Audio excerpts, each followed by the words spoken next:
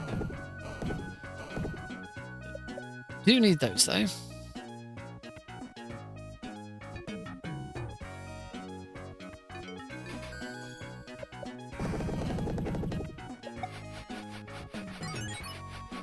Some health. Boing. Get that one.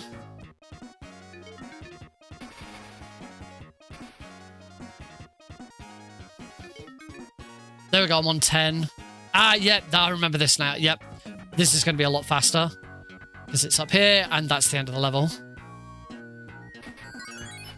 So all we're going to do is just get over to the other side. This is an endless pit that just keeps on going. And we're done. Nice. That's a really good time save. You can see I've taken so much damage, but it didn't matter. I did not... Like, nothing happened. Again, the world record holder's commentary talked about that apparently the game was rushed, and like the director or something like that even talked about the fact that this needed like another couple of months to polish. As a result, it's not very good. The game doesn't actually work properly, and clearly there is a problem with the health point system.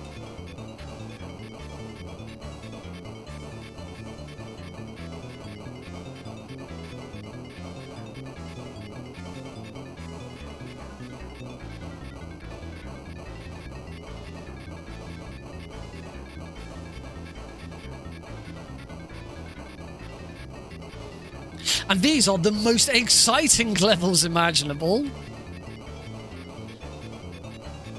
Should be done in just a second.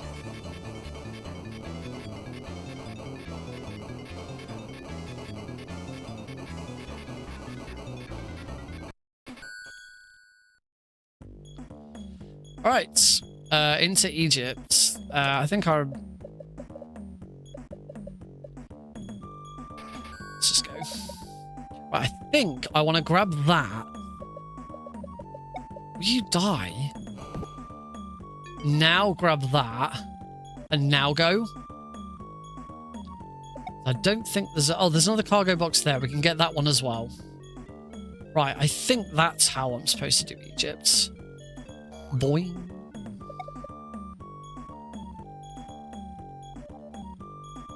Don't worry about anything in here, because there's a burger coming up.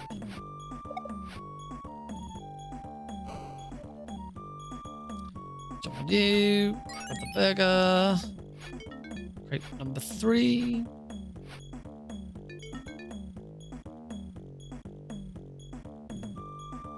Lovely. Oh, go this way. Just ignore all of that. Let's play it safe. Let's get the ice cream.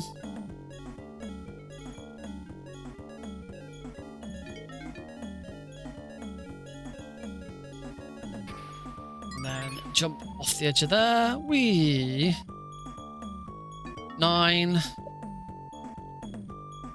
10.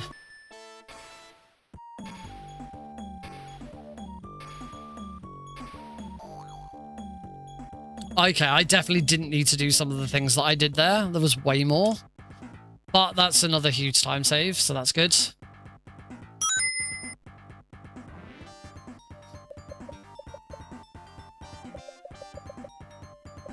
Nice.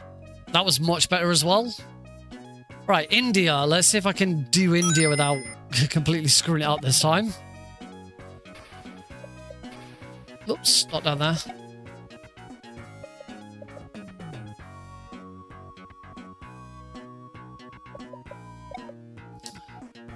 Cargo. Back we go.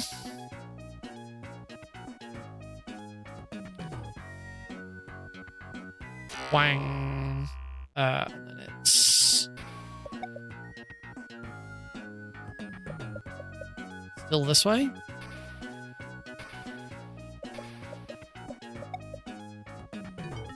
Rather try and take that death when I'm ready for it.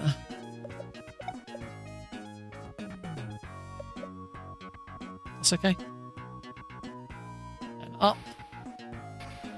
Grab that one.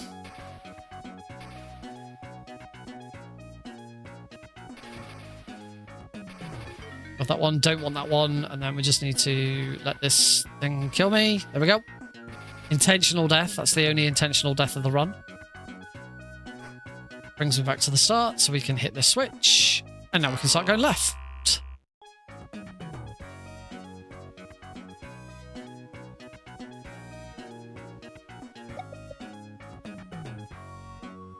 Off that cargo. Off that cargo. Now immediately hit this switch. Left again.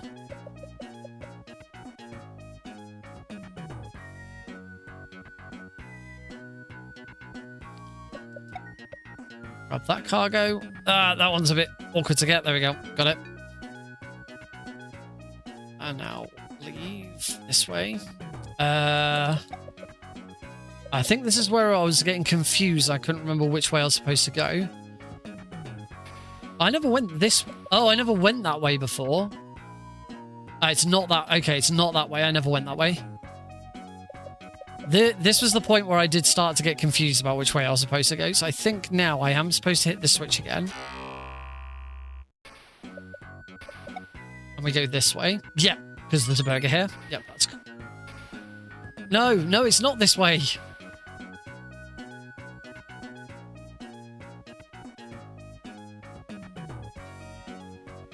I think I have to hit this switch twice. Yeah, now the correct route opens up. I think you just have to hit that switch twice. Get that one. No, not that way. I have got 8. I hope there's still 2 more to come. There's 1.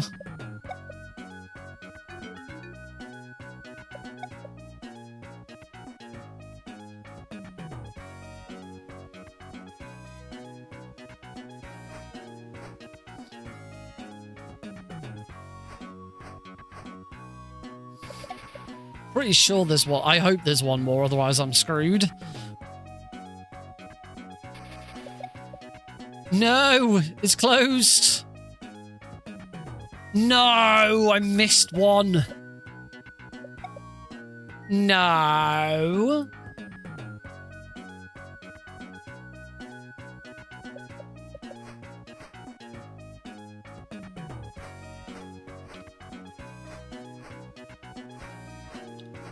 No, I wanted to get the burger. Ugh. God damn it, I still don't know this level. Which one did I miss?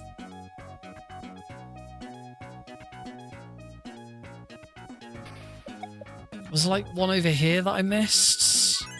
No, I went that way. Oh, I missed. No, it's this way. Oh, this one. I missed this one. There we go. That's the one I missed. Oh, I'm nearly dead.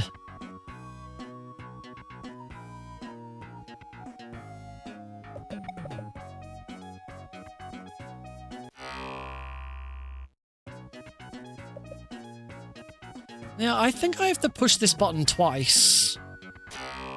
I'll have to watch the run again. I don't remember having to push the button twice. No, I didn't want that to be an ice cream. I wanted that to be a burger. I didn't realize the items can randomly be other things. I really wanted that to be a burger.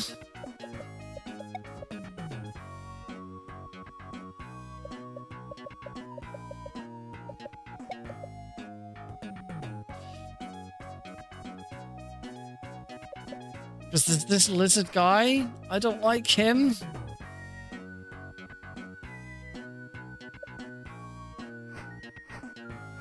I'm okay!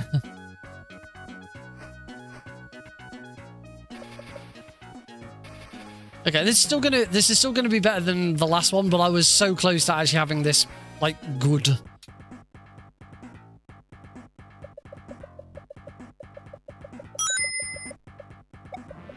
Nice. That was pretty good. Alright, Sea Duck 3. More just sitting here doing nothing. This is another reason why this is one of the easier ones. Like, despite it being like a 30 minute speed run, like, a good chunk of it is just this. There's not as much to learn. I've taken a lot of damage. I was not in a very good position there. I'm going to make sure I get some health.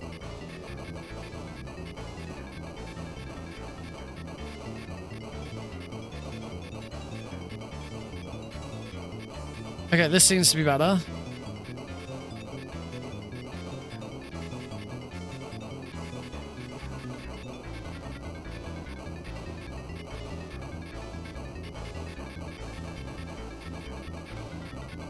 You also can't mash if you want to fire at top speed.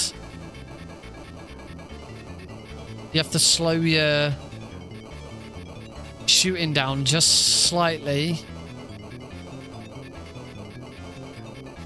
And you can shoot a bit. If you mash, you miss shot inputs. If you just slow your shots down a little bit, it's not as bad. All right, New York, we are nearly done. 2 more normal levels, and then just the final Iron Claw, the final bits of the game. This has been really good. Grab that.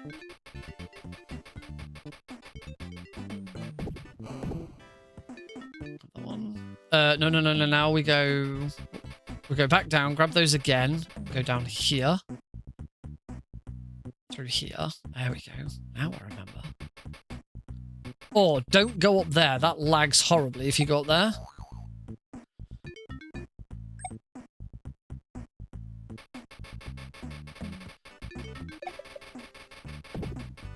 Oh, no, not there. Oh.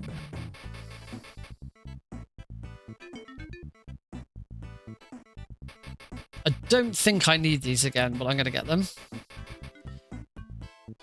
Grab that one. Oh. No, I'm going to die. I'm going to die because of the bloody rats.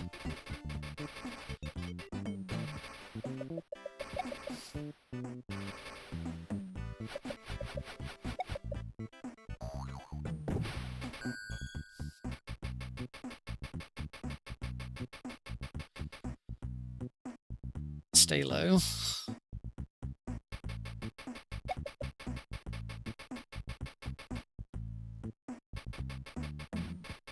And down here.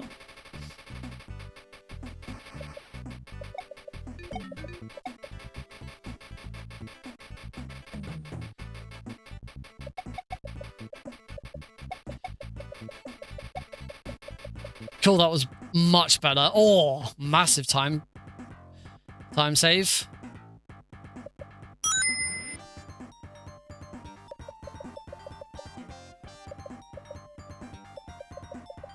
Oh, it's not very well done. There we go, that's better. Alright, San Francisco. I did not like this level.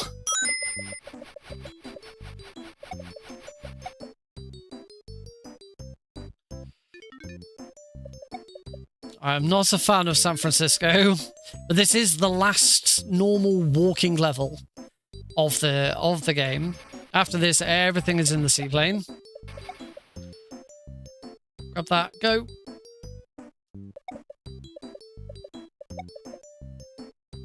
No. No,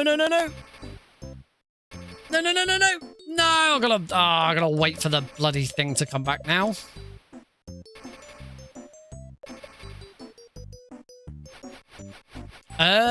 I don't know. I do not know much about this game. All I know is I'm probably going to die. I have a single health point.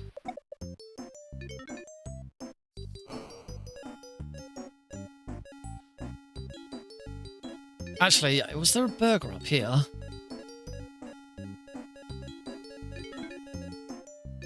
No, I'm gonna die.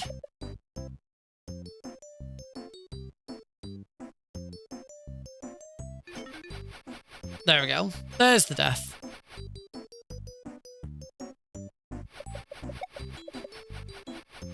Oh, that's nice. I didn't read that Eurogamer article, but I did see it doing the rounds.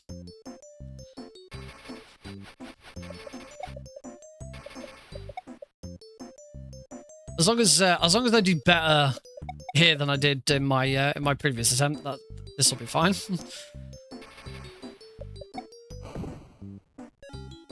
All right, everything's slow now. Go, go, go, go, go. Whilst I've got it's kind of weird that there's two different power-ups. There is a power-up. There is a power-up that makes you invincible, and there is a power-up that makes enemies freeze. For all intent and purpose, they're the same power-up. That's 9. I'm still missing 1.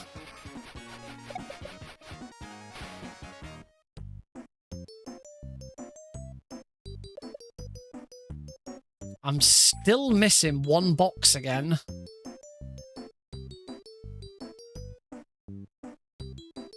I'm not quite sure where it is.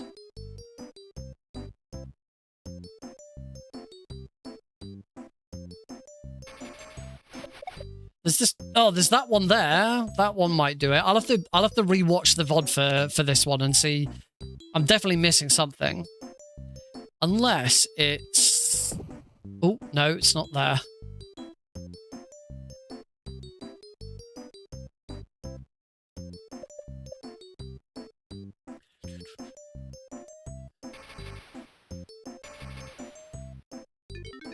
See, actually, that one would make sense, because then you could just do that. Nice! That was really good. Alright, final Sea Duck. That's it. We are now done. We are now done playing just as Baloo normally. Everything else is now done in the Sea Duck. I'm going to get some health, because I've already taken some damage there. So we got this journey, then we got the pirate cave, and then we've got the final boss.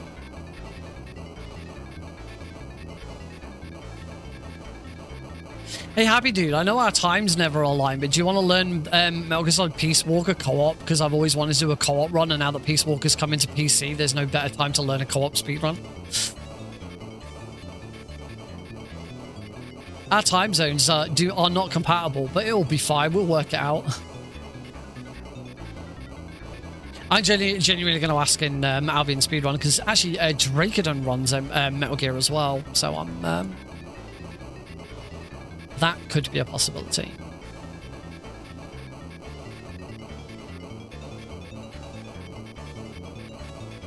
Remember my own advice about tapping? Slow it down slightly.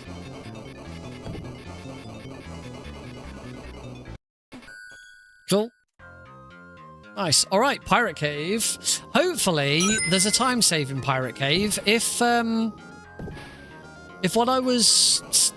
my prediction about missing a box means that you kind of have to go around and do it again, there should be a time save here in Pirate Cave.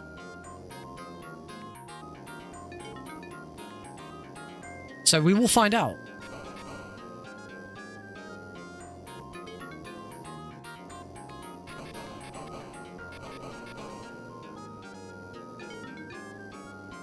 And if there is, it's probably a reasonably significant time save as well. Because it was a good chunk of time before I went back around and did it again.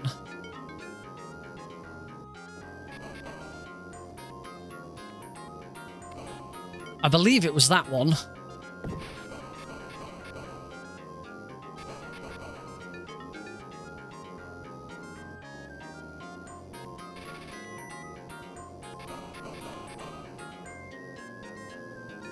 or that one.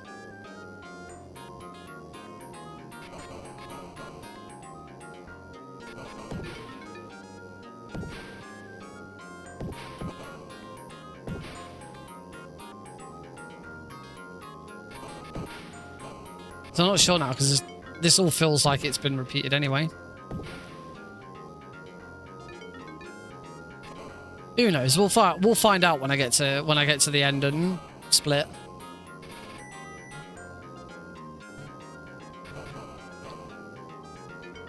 Oh, I got it. I'm okay. I'm okay. I don't actually know what the hitboxes of like all the terrain is like. I know that you can die if you just like absolutely crash into it, but I don't know what exactly the extent of the hitbox is. Yay, health. That's this. This is the NA, as far as I'm aware, this is the NA release of this is the Genesis NA release.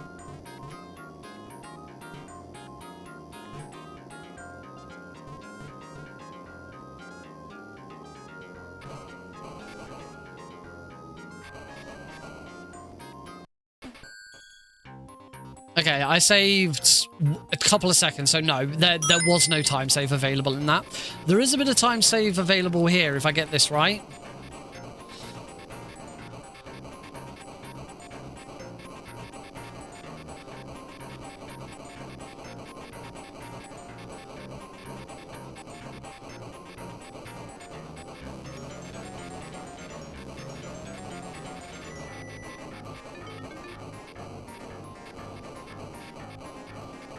Yeah, I destroyed it. That's good. I destroyed the fan. So we should now be able to go straight down here.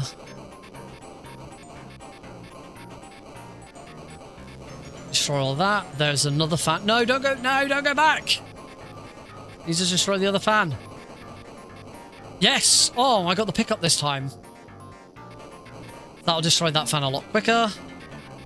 Nice. This should be a nice time save on the final boss then. Oh, and everything spawned. It opened its mouth really quick. We're done. And time. Boom. 35-second time save on the final split as well. 30:52. A 13-minute improvement. Yeah. Lovely. We still need to be chopping off a good, at least 5 minutes before I even consider. You can kind of damage boost your way through most of the game, not all of it. We've got a way to go before I consider submitting, but I will definitely go back. Now that I know the game and can at least complete it in a reasonable amount of time, I will definitely go back, re-watch the VOD, the world record run for it, and like that will just help streamline the bits that I'm clearly missing. But this one I might actually submit to the leaderboards at some point. All right, we're going to take a short break. When we come back, we're going to try Goofy's Hysterical History Tour. See you all in a mo.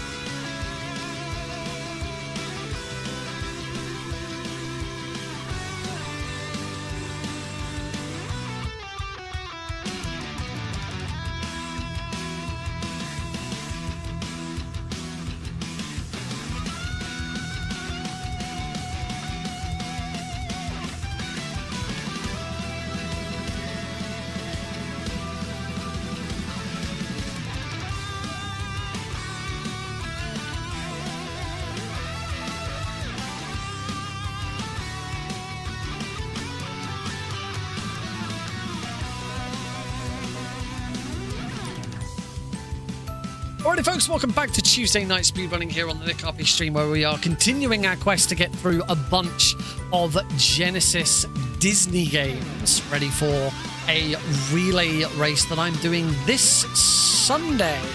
Sunday. It is for Struggle R on the channel Wheel of Struggle, and yeah, it is coming up. I am going to double check exactly what the time and stuff was whilst we swiftly swap on over to our next game, which is going to be Goofy's Hysterical History Tour. Not going into the speedrun version for this one. We're going to just sort of play this one casually. From what I've seen, it's mostly looked right. I did actually start playing this one already once. It wasn't that bad. Let me find the. It is in the events. Nice. Not Mission Race the Third. It's not that one. It's not that one. It's not that one. It's not that one. It's not that one. There's a lot of races. They not put it in the. Oh. Garlip's put an event on the Discord server for it, but used artwork that didn't have me on it yet and hasn't updated it since I've given him. Oh, this Sunday at 1 p.m. There you go. Sunday at 1 p.m. is this relay race. There are 16 games in total on the roulette wheel, and those games are, because I have the full lists. Castle of Illusion starring Mickey Mouse, Fantasia, QuackShot starring Donald Duck, Disney's TaleSpin, which is what we've just been playing, World of Illusion starring Mickey Mouse and Donald Duck, which is what we're going to be playing on Thursday, Goofy's Hysterical History Tour, which is what we're playing now, Disney's Aladdin, Disney's The Jungle Book, The Great Circus Mystery starring Mickey and Minnie, Mickey Mania, The Timeless Adventures of Mickey Mouse, The Lion King, Marsupilami, Maui Mallard in Cold Shadow, Disney's Pocahontas, Disney's Pinocchio, and Disney's Toy Story. Woo! Myself and my partner have split those into 2 sets of 8.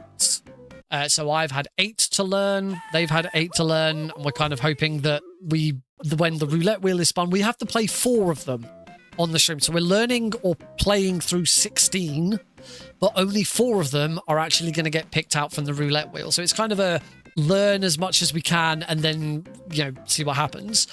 Right now, the 2 that I am got, so my partner will play 2 and I will play 2, and that's how it works. Hopefully, we both get 2 from our respective lists. We do get a veto.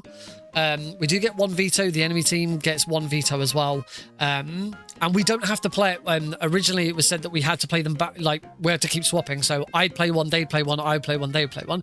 Now that's not the case. Now it is, we get to play, we get to play whatever order we like. So if it picks out 2 games from my list and 2 games from their list, I'll play 2 games and they'll play 2 games. Right now, I would be gunning for, obviously, Castle of Illusion, because I've been speedrunning the game for 10 years. But TaleSpin is now definitely my number 2. TaleSpin's definitely up there. Right. Difficulty, we want simple.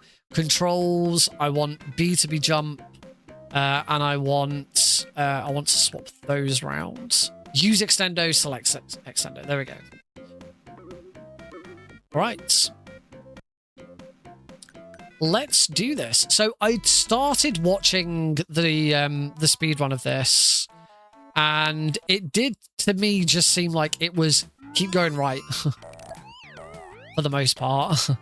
There really isn't that much. This one, unlike a lot of other games that we've watched or played, this one doesn't have a huge sort of you've got to collect all of this stuff before you can do anything kind of vibe. I don't think I was supposed to hit that, but oh well.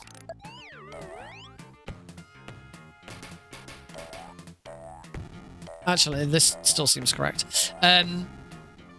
So a lot of the games that we've been...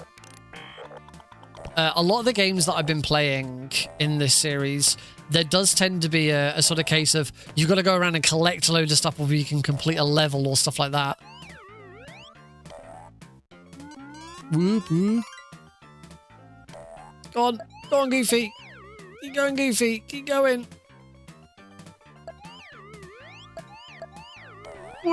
Whee!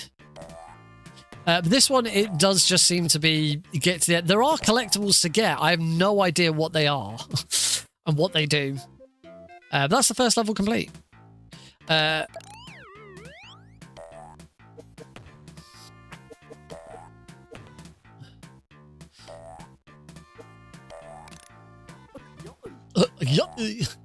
So this game, obviously, the sort of big thing with this one is the extendo arm, which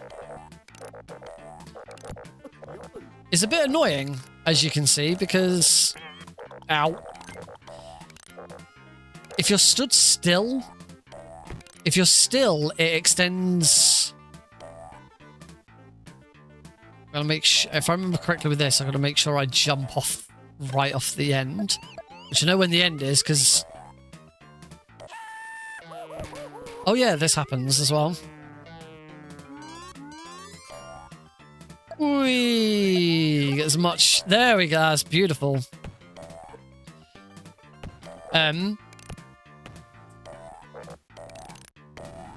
Oh, I think I was supposed to go up there. Let's see what happens if I jump off here. Whoops. Oh, I don't know. Am I back to the start? I have no idea now if I'm back at the start or whether there was a checkpoint. None of these games are... Whoops. None of the... Yeah, I am back at the start. So you can't fire straight up. I think I have to hold it. Yeah, I do. Like that. There we go. Okay. I didn't actually need to do that, but... So there's balloons that we can collect. Oh, bum. This is hard. This grab is hard. I don't know what the balloons do. I mean, yeah, when you first got the game as a kid, you'd actually read the instructions. I am just dying. The other thing with this one is I don't think this game has lives. I think this a big advantage of this Goofy game is there are no. Oh. Okay. That was weird because there's no lives on the screen. You've got power, but it doesn't show you how many lives you have. Oh, and now we have started the whole game again. I don't know if you noticed that, folks.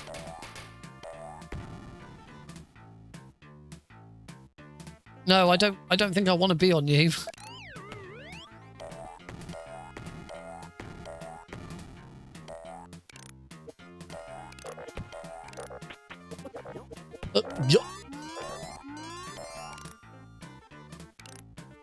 Okay, just keep going.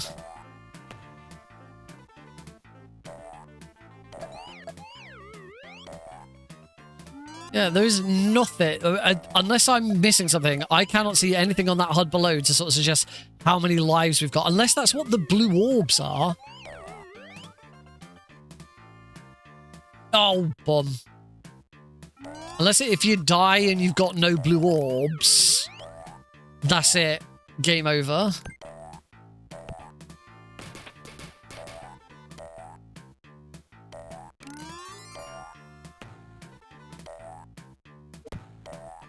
But I certainly didn't see anything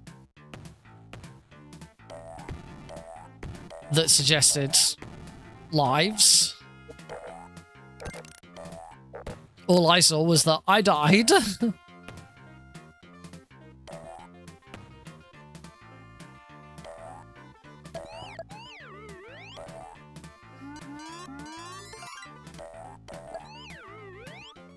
Whee!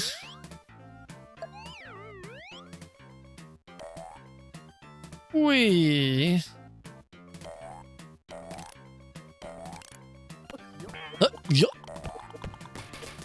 Go, Goofy, go. Yay, okay, we beat the first level again. Go, Goofy, go. Right, let's try the second level again. Ow. Like, we also take damage, and I have no idea what constitutes damage.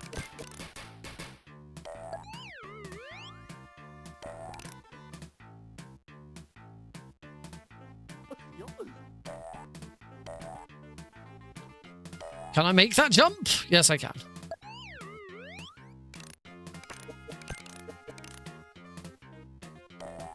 Okay, we're okay. We're good.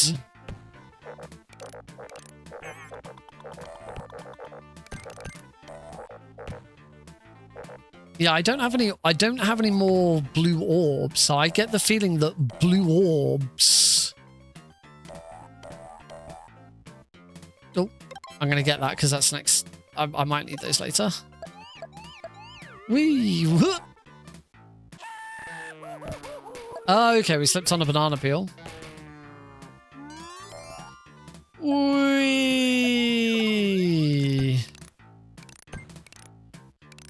Stay away from me.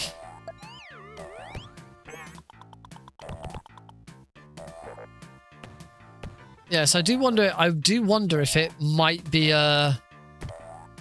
Oh, no, I didn't want to do that. Okay, it does come back. There we go. Yay, we beat the next level. I do wonder if it might be a Sonic thing. Like, when you take damage, do you lose, like, are the yellow balloons rings? Are the blue orbs rings? I don't know, it's not... I should probably try and find the instruction manual for this one.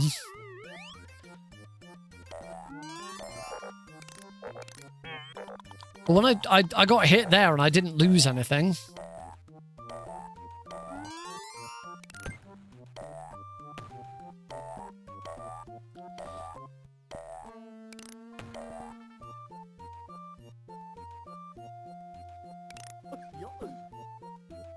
Now, there are bosses. We should be coming up against one soon. Oh, no, no, no, no, no, no, no. Now I remember playing... I remember this was one of the first ones I tried when I got all of the games uploaded and ready to play. And I remember not liking it because I got to continue and had to restart the whole damn game. And I was like, nope, that's it. I'm done with this one for now. I'll come back to this one. Well, I think that's also when I was playing it on normal, because I understood that that's the difficulty I had to be playing it on.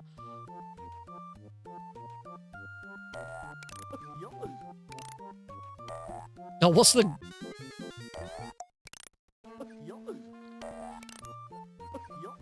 Oh, you can shoot straight up. No!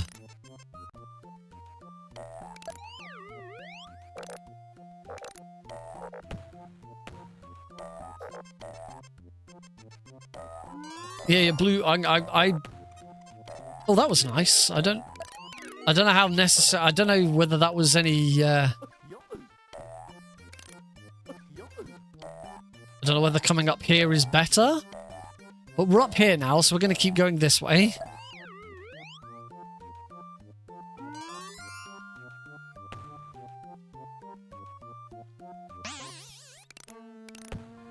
Oh, I just got to drop down there.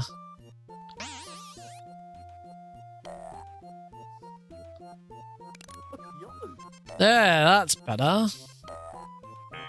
Ow.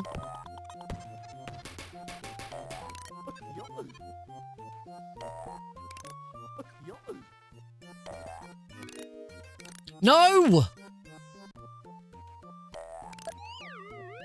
So I'm not sure where I'm supposed to be going. Oh no, wait! It's not like rings. I can see. I've got my power meter. I've got my power meter in the bottom right hand corner. That doesn't explain lives.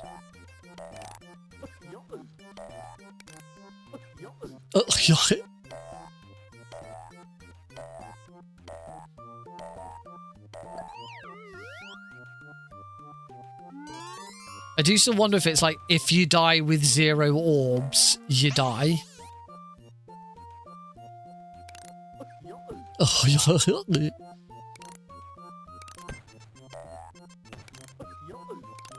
No! I can't!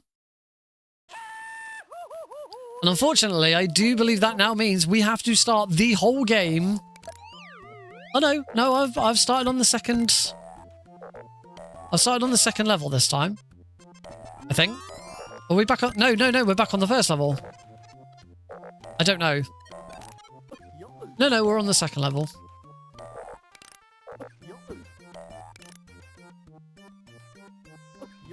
Right, I see how... Right, so I need to grab... If I want to go straight up... If I want to go straight up after grabbing one of those...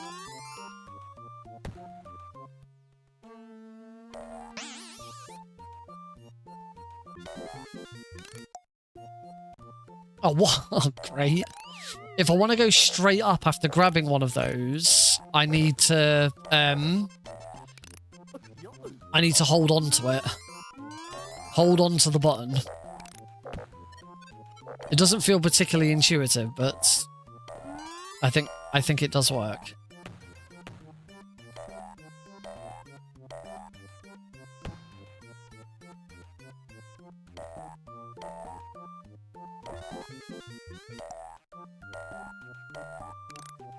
There we go, that right. Okay, I'm starting to understand the extendo grab now. Right, now go up.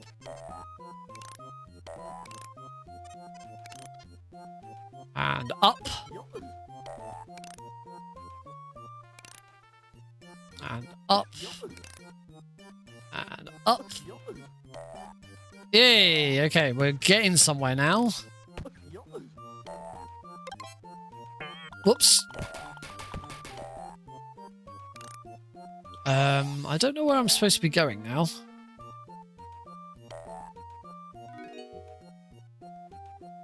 Clearly not that way.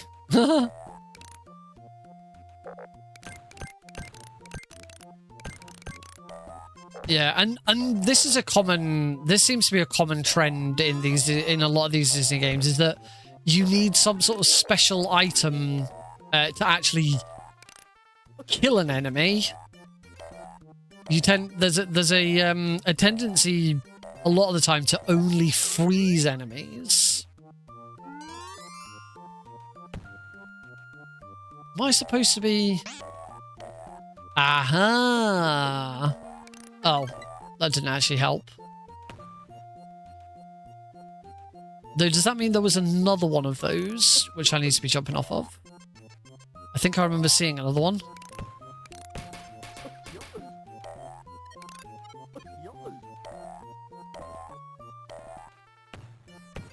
Yes, here. Right. So I'm supposed to be waiting for him. And then letting him bounce me up.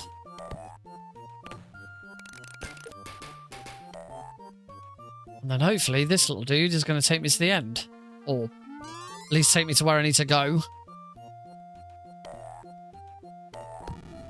Oh, God. Oh, okay. I'm okay. Oh, come on. Please tell me I'm near the end of this godforsaken level.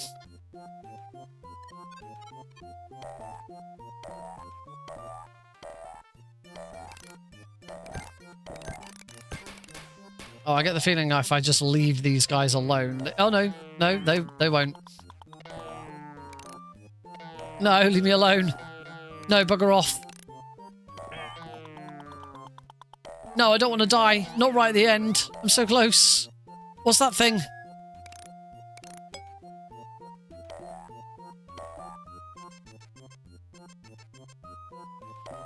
I don't like that.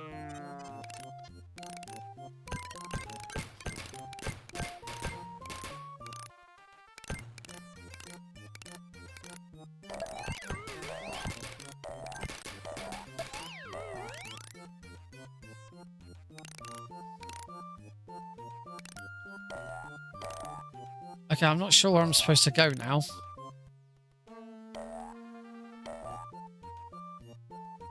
Oh, there was another... no! No! No! It's a... No! Why?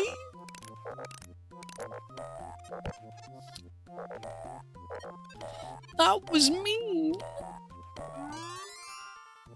I wasn't ready to die.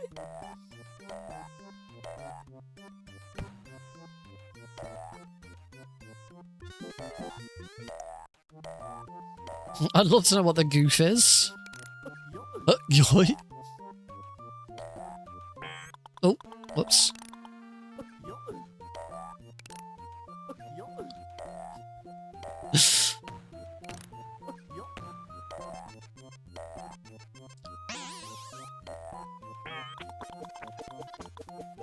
Right, just go.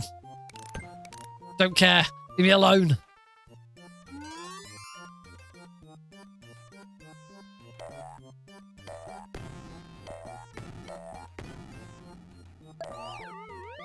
Take me.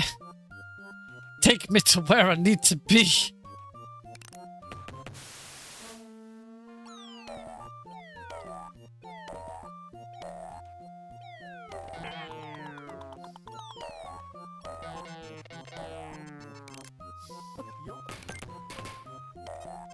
I'm up here. Yes.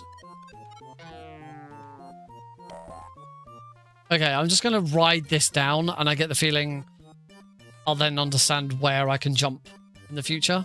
Oh, yeah. Please take me to the end of this level. Please, I really, really want this level to end. Goof.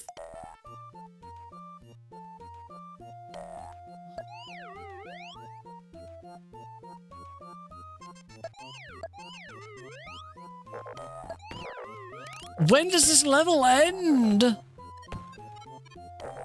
Yes! Finally!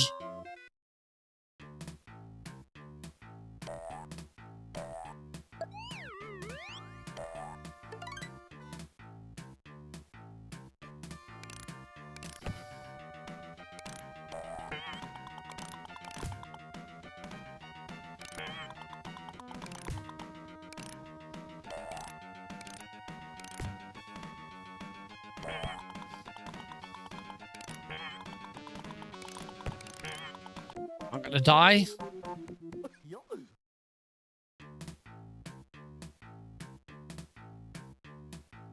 Oh, that's great. Gotta make sure I jump. No! This is my last continue as well. Well, this is gonna suck when I just suddenly die. What?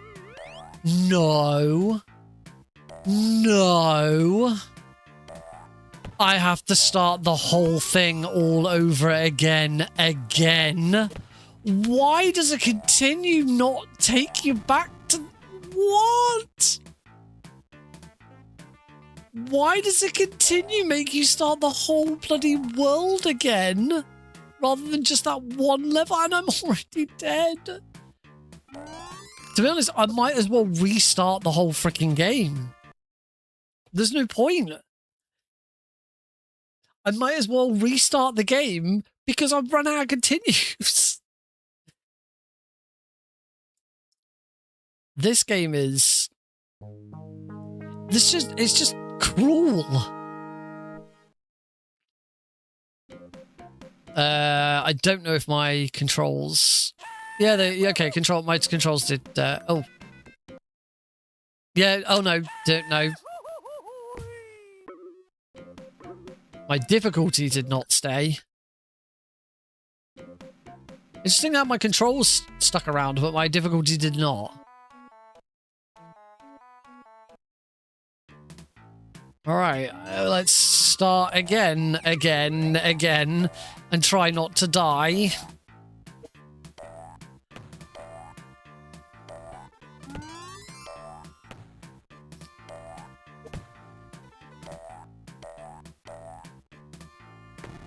I'll say this kind of matches up from what I saw with the speedrun, in that it doesn't look that complicated. It's just really brutal if you take a death.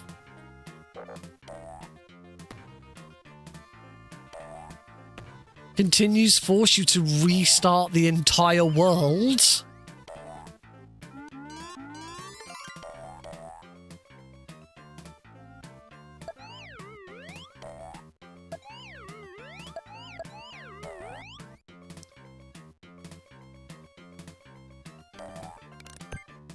No, this is...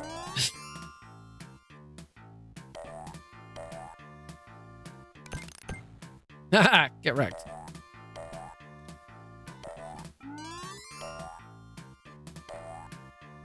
Oh.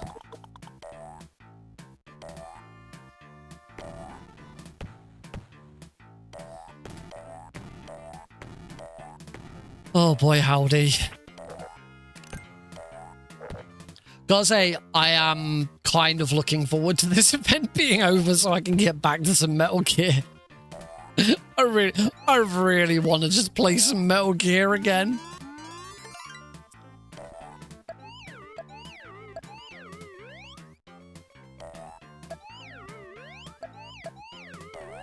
I do think when it comes to the Master Collection next week, and if anyone has any suggestions as to what they'd like to see, then do let me know. But I think I'll probably do a casual playthrough of MGS4 again. It's been a long time since I've casually played through.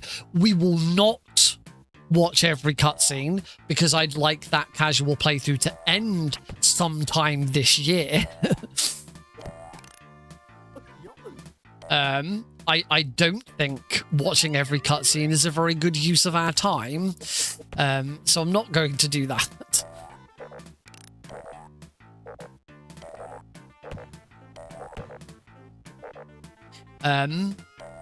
Yeah, I'm Peace Walker. Peace Walker, I don't think I will do a casual playthrough again because Peace Walker, I only played Peace Walker again last year, I think. On my Vita. With Peace Walker, I'd much rather just get straight into learning the speedrun. Unfortunately, I did say that one thing I was hoping to do before the Master Collection came out was to actually learn MGS4 so that we could jump straight into just doing speedruns of MGS4 on the Master Collection. Now, obviously, that hasn't happened because I just haven't had time with everything else that I've been doing.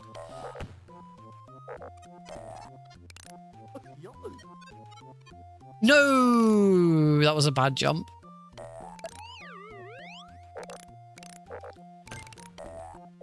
I suppose we could play through Ghost Babel again. Ghost Babel is probably worth a casual playthrough again. Now, the difference with Ghost Babel is I do actually know the speedrun, so it would kind of be half and half. Half casual, half...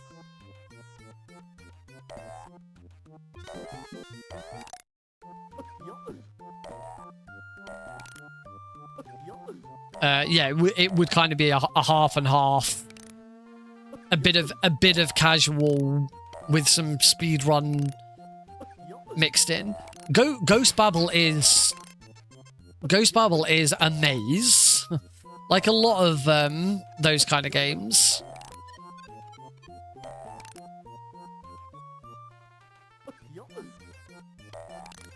Just trying to get better at swinging. I was not expecting Goofy's hysterical tour to be frickin' Spider-Man.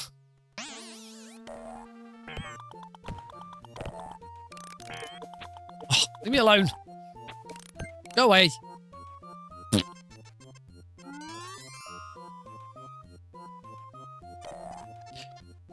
I mean, for me, with the Master Collection, like, Ghost Babel, I kind of take or leave. Game Boy emulation is perfect as it is already. So, actually having Ghost Babel on the collection really, like, doesn't mean a lot, if I'm perfectly honest. It is, however, it is very nice. Right, I think I can just jump there, right. A little bit further and I would have probably gotten onto that. We're doing better. We're already doing a lot better this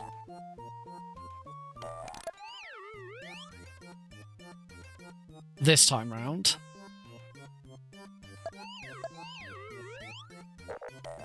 So that's a positive. All right, on to the boss.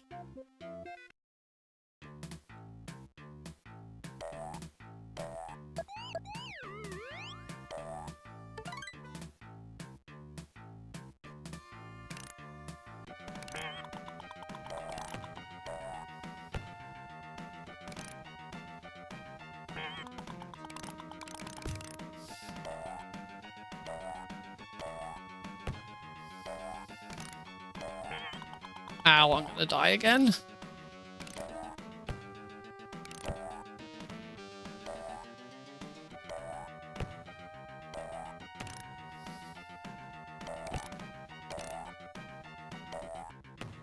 Okay, this is getting better.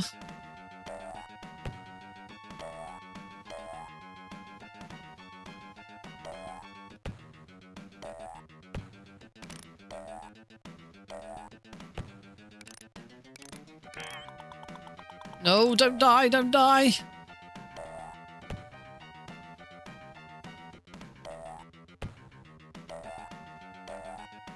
Okay, this is slow, but... No! Come on, Nick, you can do this. No, I want that, because I want to get a lot of hits off with that if done right.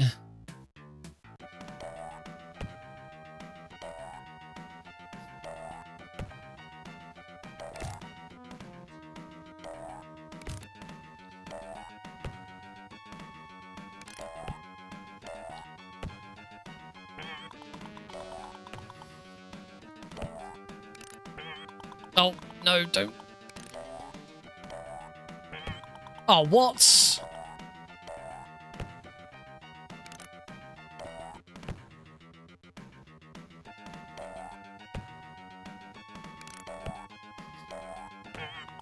Aww. Oh, I thought it was dead then.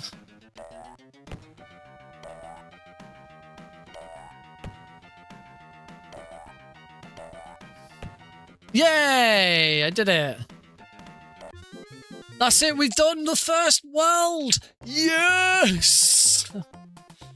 We beat the first world. Right. I am gonna frickin' save state, save slot, 0 save. We are creating a frickin' save state. Die. Oh, okay. Cactuses are not part of the. I thought that cactus was part of the background.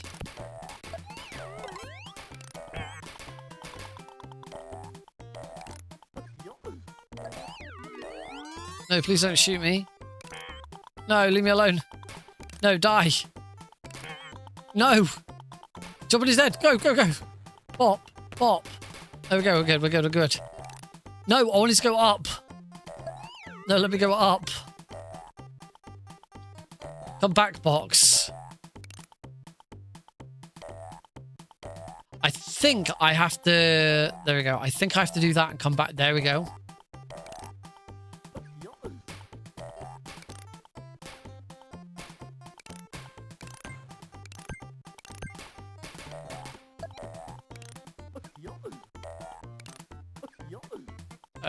Oh. Oh, God. Oh, I did it! I'm doing it, Ma. Oh! Oh, no. Okay. Okay, all cactuses. No matter the size, all cactuses will hurt you.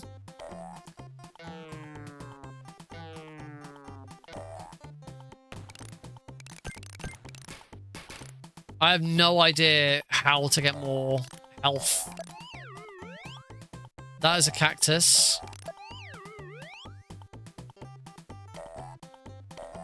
Okay, we're good, we're good, we're good.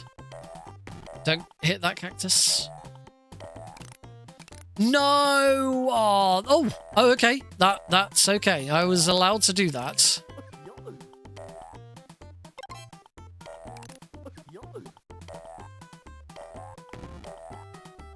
Oh God, this is stressful. I do not like being on.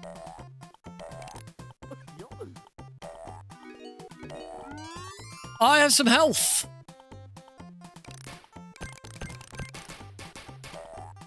Health. Keep going, Nick. Keep going. You're doing it. No.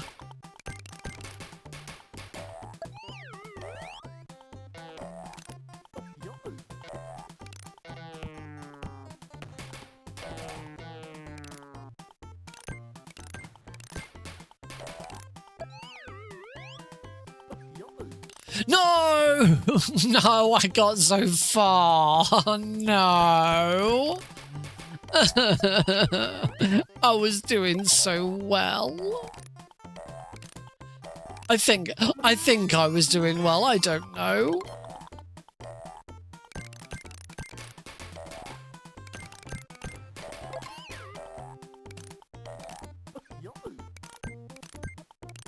Get him. Get him, Goofy.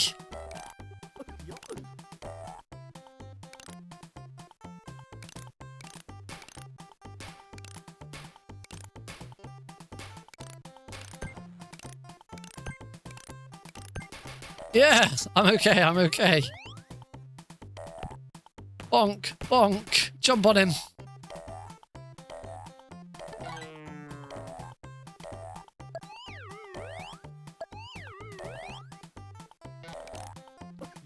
Up we go. Ow. Jump on him.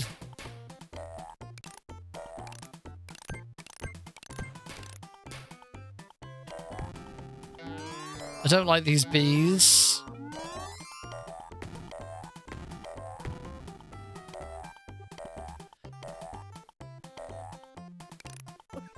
I believe that funnel like allows me to deposit.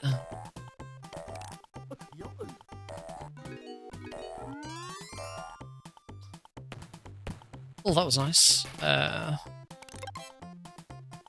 Jump. Oh no, we're back here. Okay, he's taken care of. Oh, I kind of. No, I wanna shoot straight up. Yes. What is that?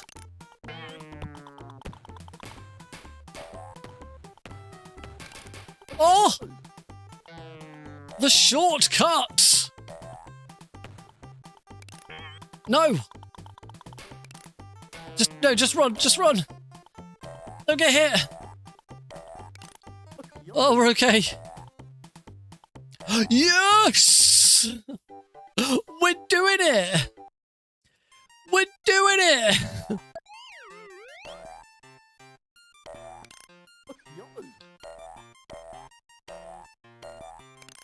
We on the next?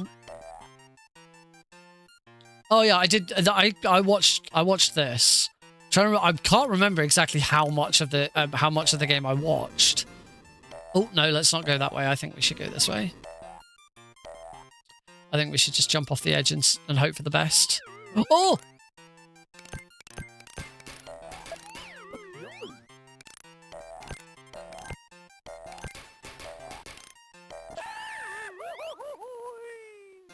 Okay. Oh! My hope at jumping off and hoping for the best did not work out very well. Can I not go through? Okay, that's weird that there's one of those there and I can't reach it. This is Goofy's Hysterical history tour, so it is, you know, based on history. So clearly this level has some sort of reference to, I'm guessing, Isaac Newton with the kites and the electricity and all of that.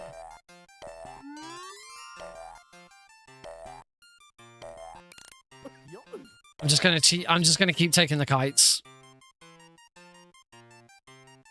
Oh no, I wanted to. No, I should have kept on the. I feel like I should have kept on the kite.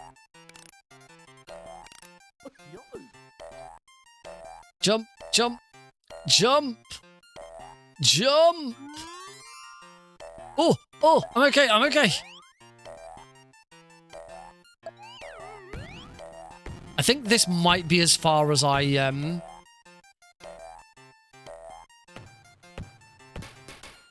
Oh no, I remember watching. I remember watching this bit.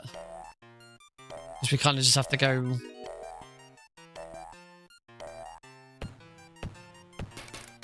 Up and we just kind of have to keep going up and around. Oh, bomb!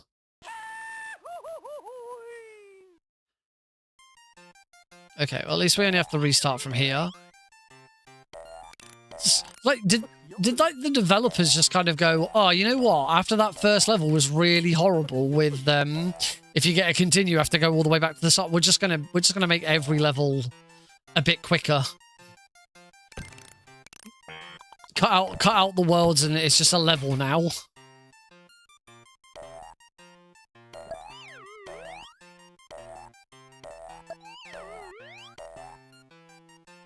Now that I'm starting to get the hang of it, this isn't too bad. That is not me endorsing this game, I should say. I'm just saying, right now, this doesn't seem as bad. Right, let's get away from that bloody bird. Go away, bird. Ugh. That's horrible. All right, we're back on these bits. Oh no! Oh, gee, thank you. That was over swiftly, wasn't it? Welcome back, Cosmic. I am slowly making progress through this very cursed video game.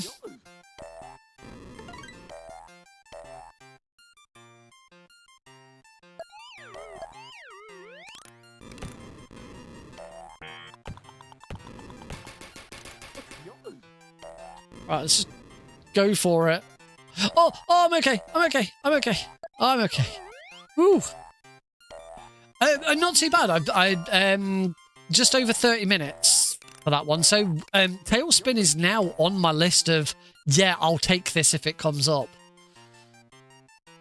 I would be more than happy to run TaleSpin. Oh, what?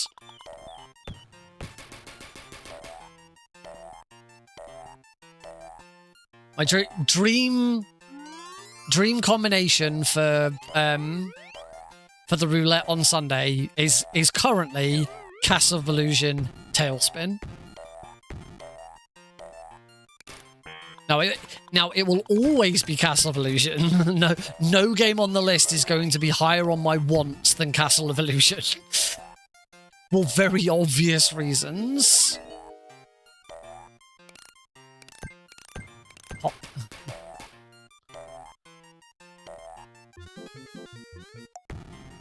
Oh, flipping heck. Oh, this is annoying. It's just horrible. There's no checkpoints in the game at all until you finish a level.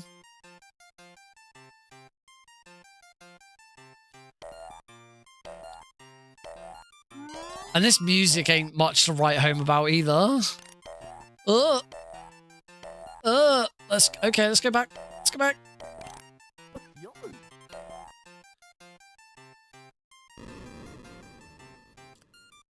I will grant that the extendo claw is at least a unique gimmick for a game sort of this time.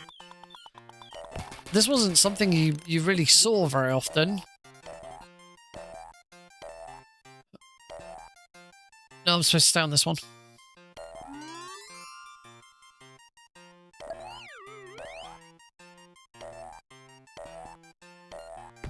Right, let's see if I can get through this bit without failing on the same bit every time. Because I am dying to the same... I am dying to the same bit every time. I didn't even get to it that time.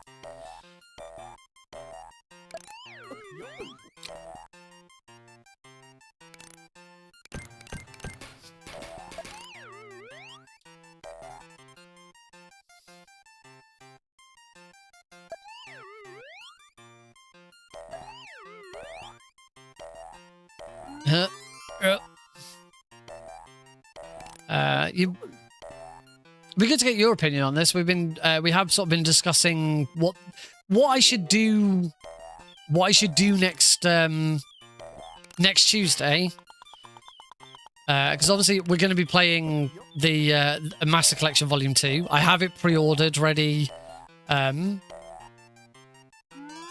I gotta get the key on Thursday and sort of get it set up. But I'm thinking I'd probably do a playthrough of MGS4, just a casual playthrough, mainly because I want to see what it's like. Like, I already have no doubt. That both Ghost Babel and Peace Walker are gonna run. No, this is where I'm dying every single time. This is horrible.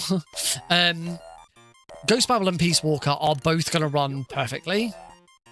To play through the fan remake, I had heard about this. For anyone uninitiated, there has been a fan remake of Metal Gear Solid 1 that's recently released. I don't know how complete it is. I just know that it exists.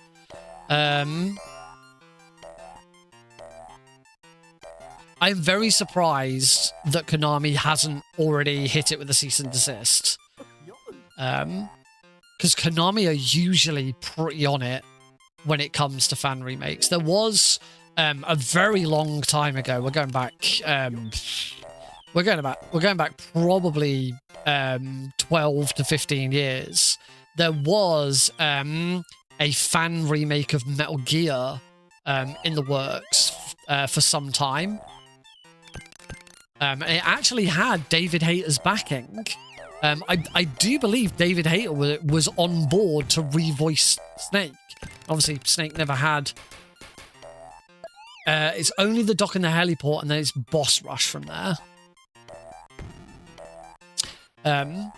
Yes, as I do recall David Hayter being on board. I think he was on board to play Snake again, or he'd at least given it his blessing. But then Konami did what Konami always do and hit him with a cease and desist. Okay, I didn't die there, but I still didn't make it across.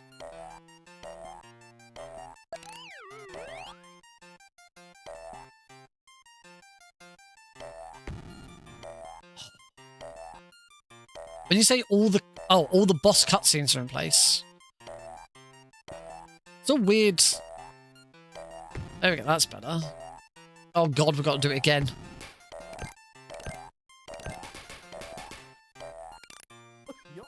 This is just some awkward platforming. Seems like a really weird way of making it. Let's make all of the bosses and the Jeep Escape first, and then we'll go do the rest of the game. Odd way of doing it, but if that's what worked.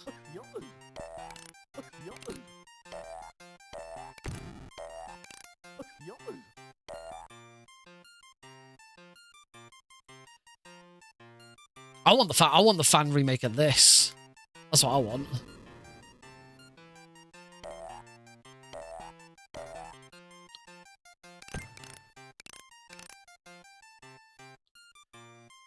Oh my god, when did some of these levels are so long.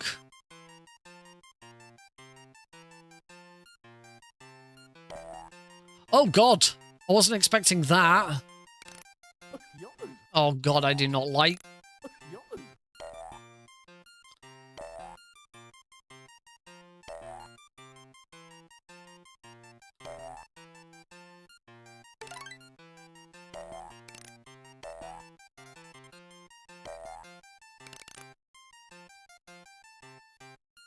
Oh, okay, I can just fall down and I don't know now. I don't know what's going on. Okay, it doesn't look like we're going that way. Looks like we're going up. Oh.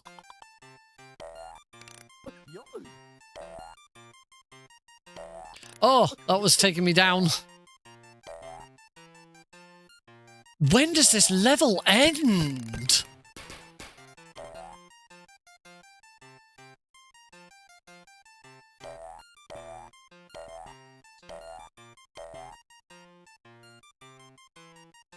This level just doesn't end.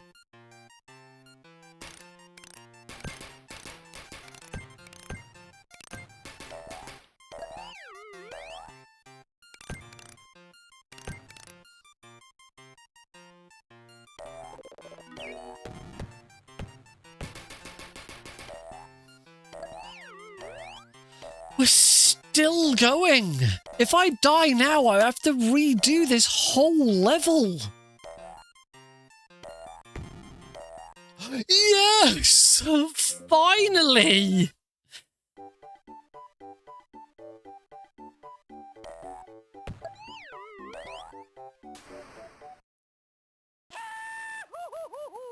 I do remember watching that. I definitely need to watch the VOD for that level again, because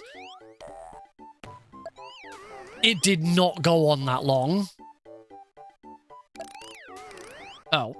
Right, I'm gonna just load slots so I don't just use up all of my saves here.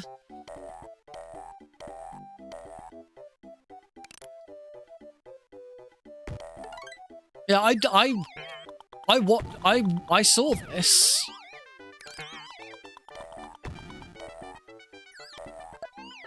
Because I remember the music being really sort of funky.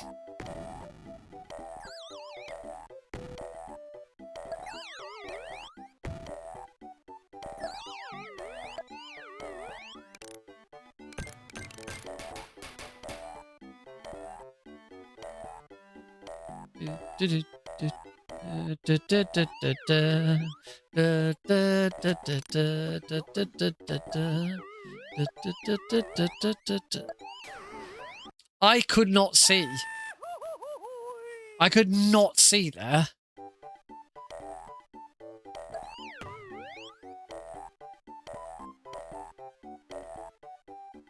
I don't remember when I definitely want to. I definitely need to have a look at.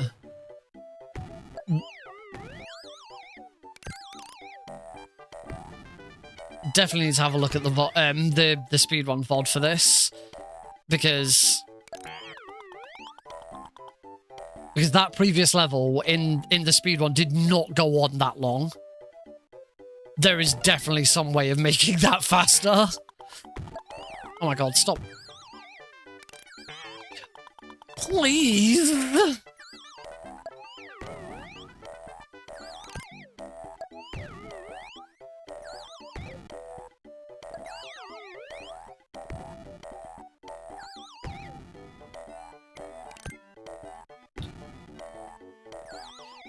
Did mention earlier, I kind of mentioned it, and then we kind of moved on straight away before I could really talk any more about it. But the no, but the reviews for Master Collection Volume. I'm gonna load again, so I don't just lose everything. The reviews for Master Collection Volume 2 are already out, and the game's had it's had really good reviews, which is really surprising, because we know about we know from the history of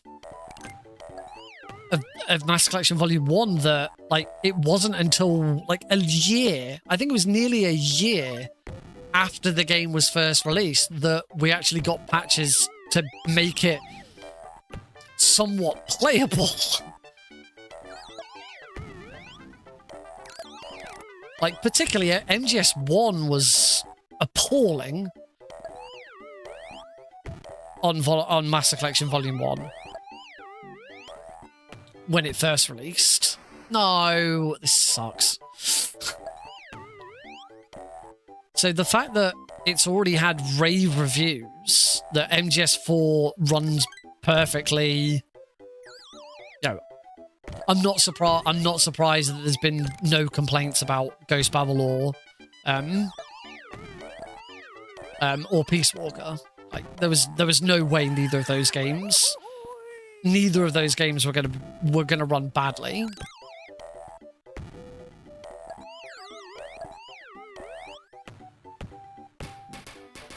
And then you can't see. This is awful.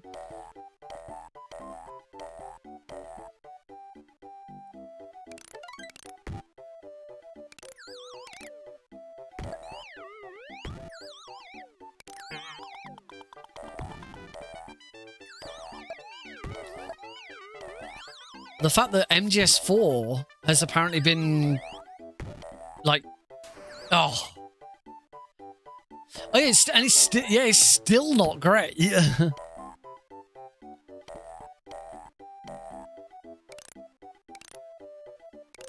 Like if you want to play MGS1, emulation is still the best way, bar none.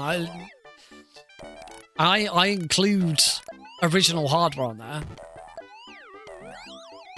If you want to play MGS1, the best way to play it is emulation. Duck Station, crank all those settings up, runs like a dream, looks great.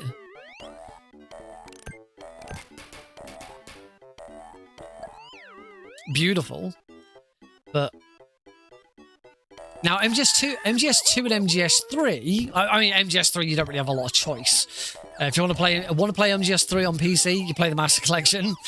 But I would still argue that the Master Collection MGS3 is the definitive way of playing MGS3. Now, MGS2, I know there will be a lot of people who will still say that the original PC port of MGS2, once you've got V's fix, is the best way of playing it. I would disagree, particularly if you're using the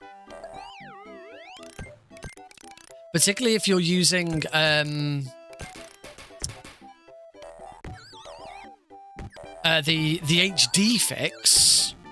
And by the way, if you're gonna play MGS3 on PC, you want the HD fix. But for MGS2 in particular, the HD fix is fantastic.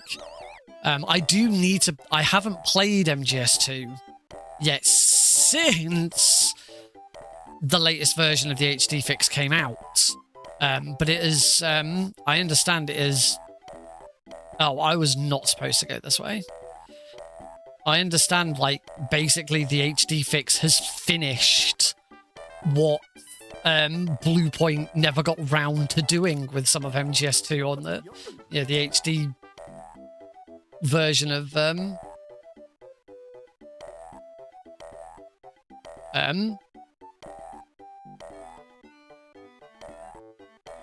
oh god, what?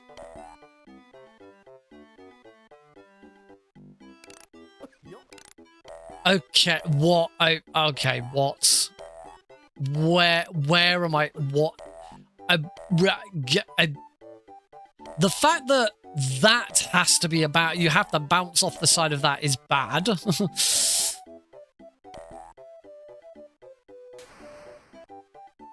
What?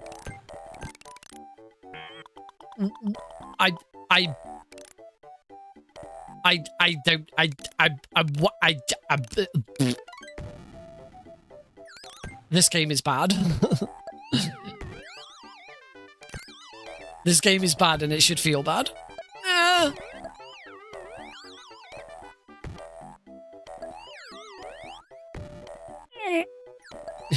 God, I don't like this. Hello. How you doing?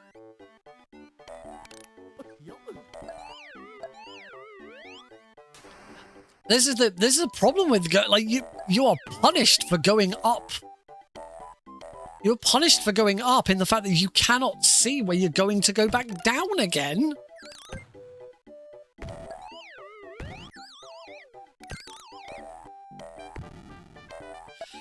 No.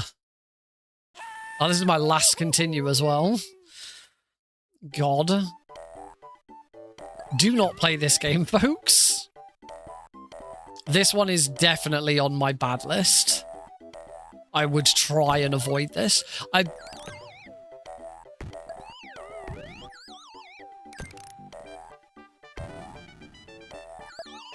Oh, wow. Made it look so easy in the speedrun.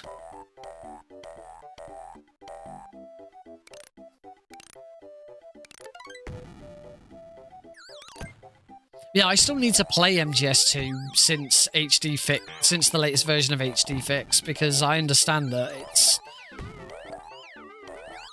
I mean, I would now expect, say, with that version, that it should be the definitive MGS2 experience now.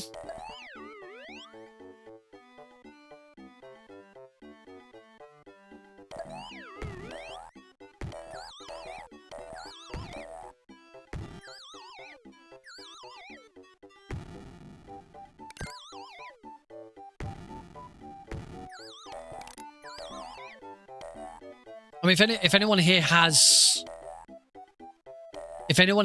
already played MGS2 with the latest version of the HD fix,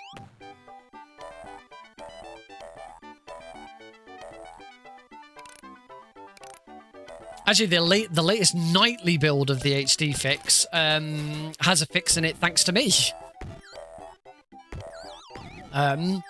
Oh, there was a bug. Thing is, I think it's now.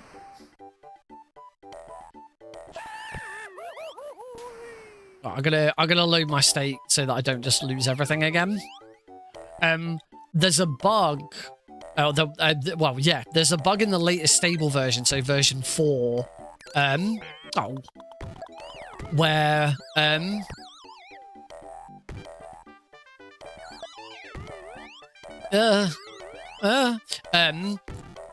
because version 4 introduced some overlays, including speedrun and rank information. So you can it's got an IGT, and also IGT in both MGS2 and MGS3 has now been fixed so that it does pause during loads. So that's not just an IGT overlay, that's the official IGT in-game as well. Now pauses during loads. Unfortunately, and I'm going to assume this would be the same for MGS2, the MGS3 IGT with load remover does not match the auto splitter we've been using. It removes less, so I don't see any reason why you should not allow it for speedruns, but just know that if you don't use... oh god damn it! If you use that over live split, then you are losing time. Because it does not remove as much time as the auto splitter does.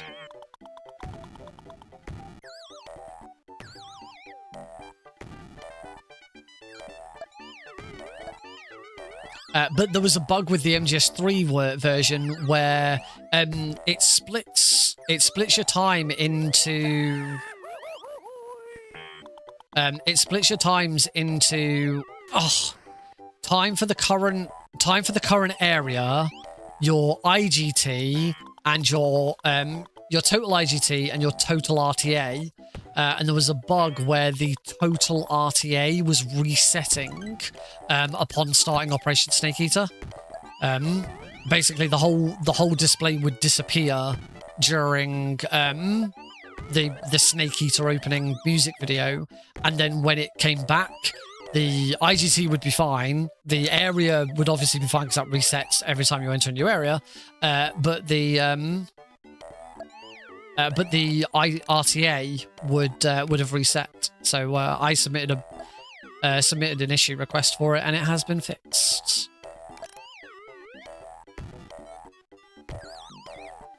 I don't believe that was an issue on MGS2. As far as I'm aware, that did not occur with MGS2's tanker to plant changeover. It will be interesting to see how quickly we get mods for MGS4. The main one being frame rate. It was confirmed that MGS4 on PC is on a locked frame rate. 60 FPS. Now, whether it interferes with the game or not, we don't know, but I am sure there will be mods. There will be mods to up that. An auto splitter for MGS4 would be very nice.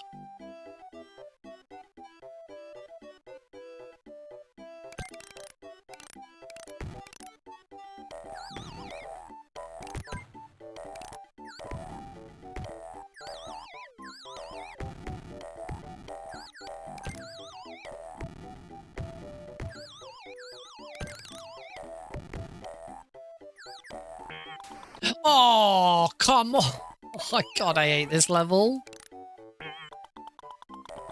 This level sucks. This level really... This game sucks. I do not like this game. I am really looking forward to this weekend being over.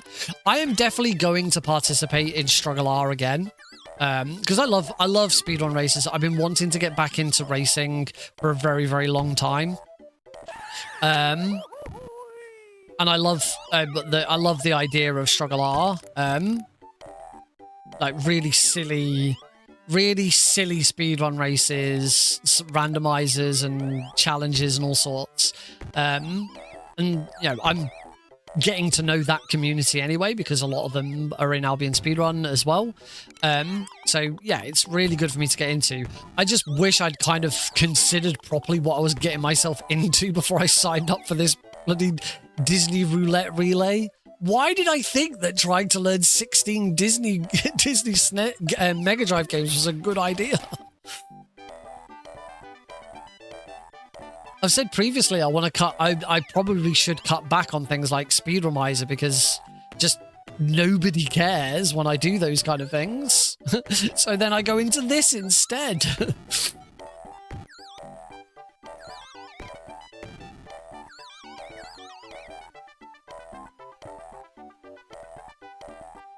That has been the difference with this. A lot of people have been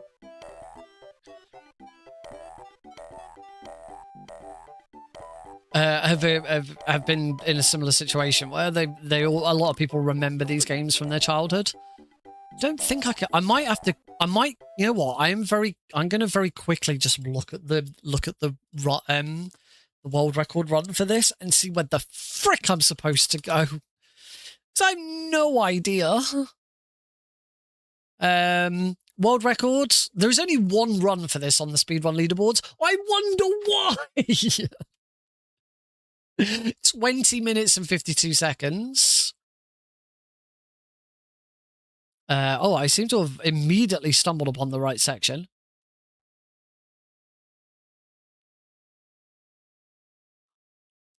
Please don't. This is awful. Okay, so it is up here. Oh, damn it. I remember seeing that as well. I remember watching that and see it and going, oh yeah, I must remember I'm going to have to do that because it's not going to be obvious that that is something you can do.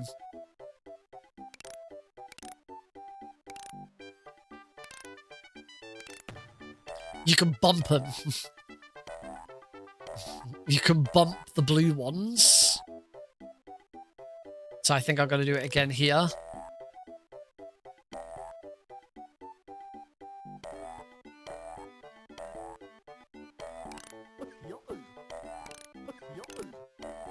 Huzzah! That's how close I was to the end of that frickin' level. Oh, at the end of the level, you get told how many lives you've got left.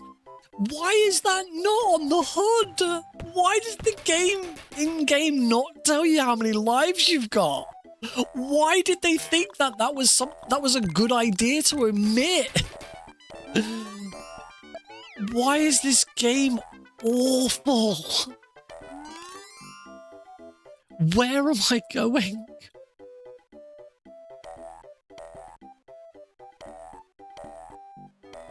The HUD's just at the bottom. It's just that bit at the bottom. Okay, okay, there you go. If you pause it, you do get told how many lives you... Why is it on the pause screen? Why? That's such a dumb idea.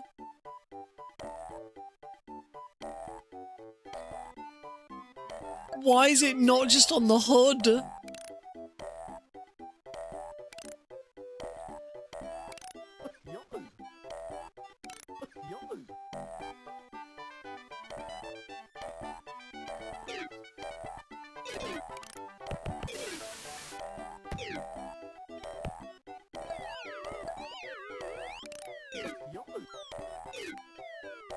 I believe these rockets that you can get just follow you around.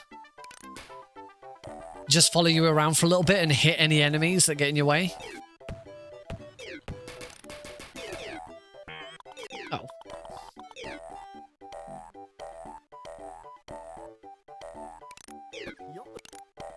That doesn't... Going up there does not help. Oh, bomb. Okay, I can go. Okay, that's better. Die. Please. Ow! I've only got 1 health.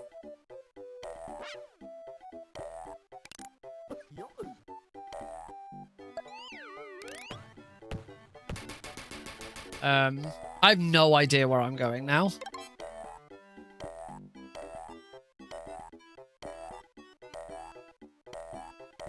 This level is very confusing.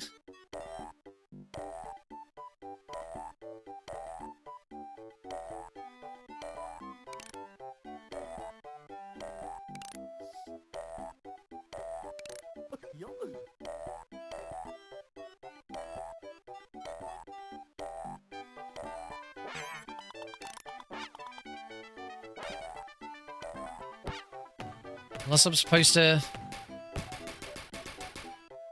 Nope, it was not that I have to defeat Pete. This game or Act 3 of MGS4. That's a tough... That's a toughie.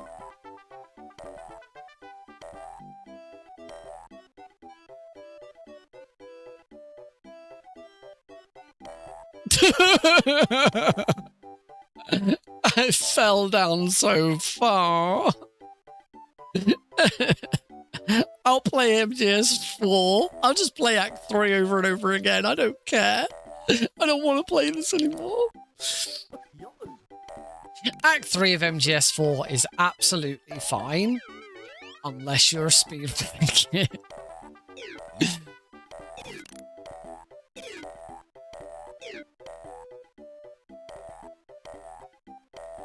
I am not... I should point out already, I am not looking forward to speedrunning MGS4.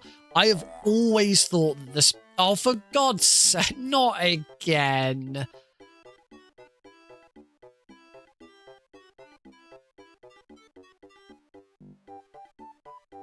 No, what? I did better.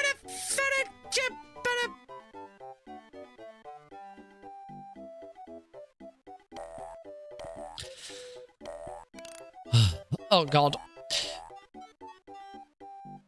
I am not actually looking forward to learning to speedrun MGS4. I have always expected MGS4 speedrun to be boring as fuck.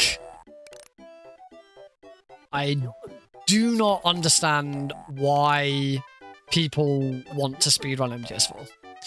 Because it looks really boring.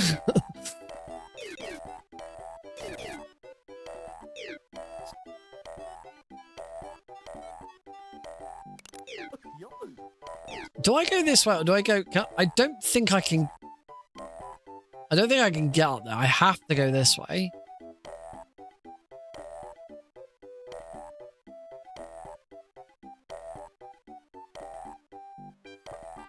Why do I feel like I'm going to get to the end of this? And... Okay. I felt like I was going to get to the end of that. There was going to be some sort of jump which I wasn't going to be able to see. Okay, do I now have to go down instead? Okay, I'm going to go down now. I'd like some health. Is that something the game... Okay, that was nice that Pete just didn't attack me. Thank you, Pete. Where am I going? Is this even the... Is this even the right place? One that died in Act 3?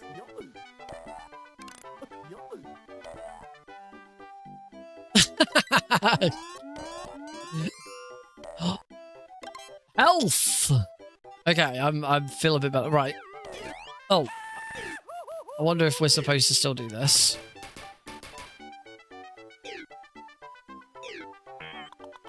Health! Health and lots of it. Ow. I wish I knew where to go. I'm gonna assume this way. Huh. I can't get up there. Okay, I can go down here, though. Okay, let's go this way, then. No! And I'm dead. And we start the level again.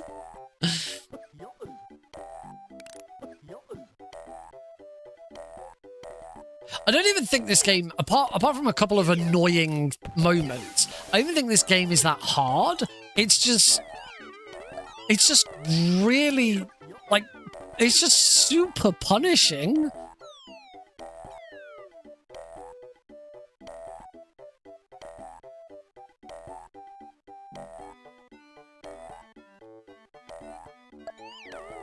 Right, so now I want to go down. We'll ignore Pete over there. I'll get this. Why not?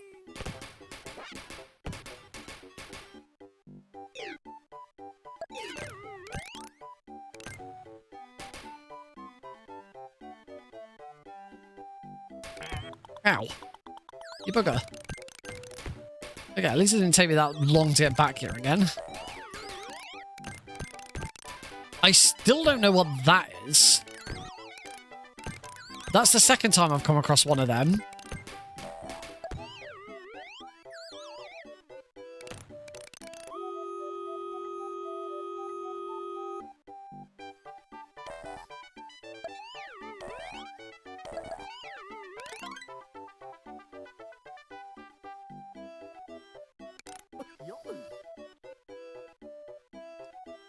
Okay, so I can look down. You know what? Screw this. I'm freaking making a save state because this is awful.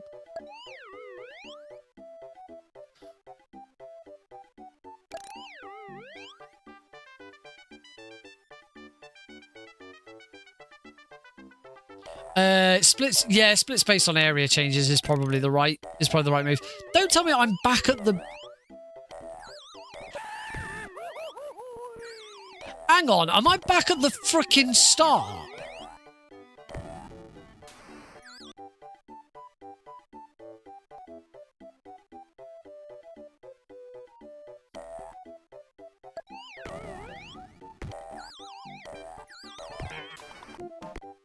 Is this still the same? Is this still the same level? Or did I start a new level?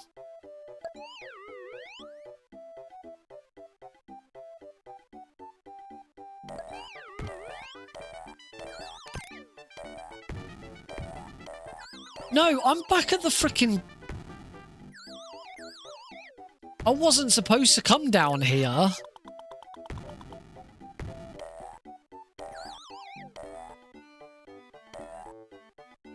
Oh, what? No, I think, no, this is a different level, because we start the level over each time.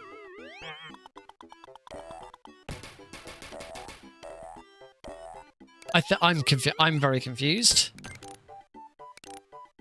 I don't know what I'm doing.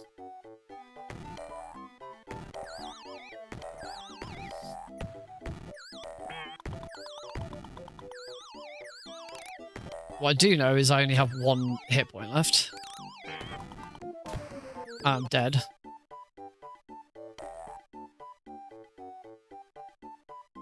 No, I'm right. I'm absolutely right. I have restarted the frickin'... This was a checkpoint. Right, screw this. I'm gonna have to frickin' look at watch the bloody run again and see what the... I don't like this game. Right, no, it wasn't a checkpoint. We are on a different level. Right, I'm gonna watch the speedrun and see where it goes, because we're gonna be here all frickin' day now.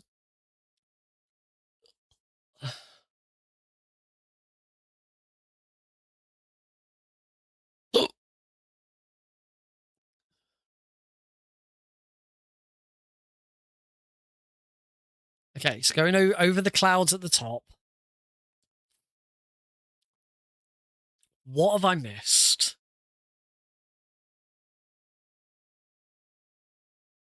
Okay, so he's reached the pirate ship over on the left-hand side. It seems like it is kind of part of the same level, and it is a checkpoint. Okay, right. I've seen a route. I've seen a route that we can take. Let's try it. It was not this way.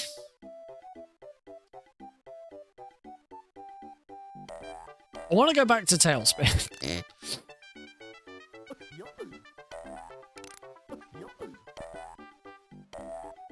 I genuinely enjoyed TaleSpin.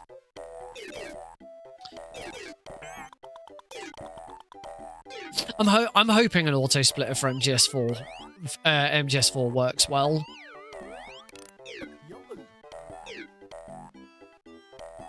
I did notice someone's been working on a rank overlay for MGS3, which includes a bunch more information. And one of the things that it does include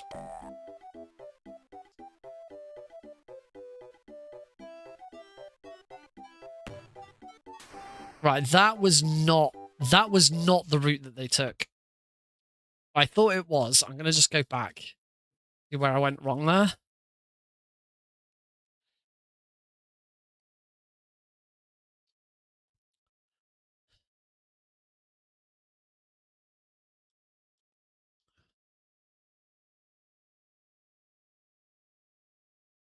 So they go over to the second pirate ship.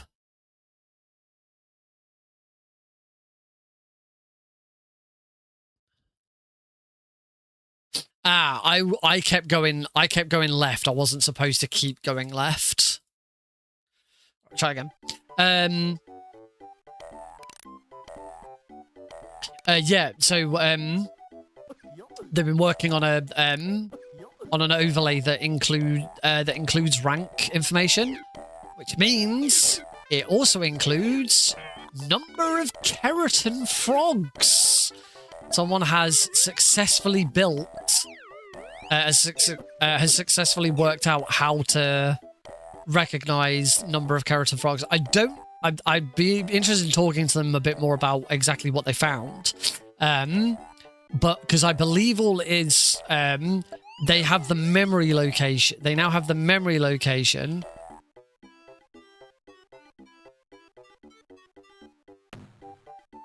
There we go. Okay. I've reached the right location. Okay, it was here.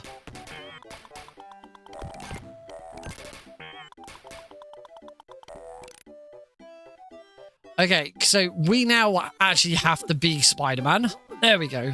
I was successful at being Spider-Man.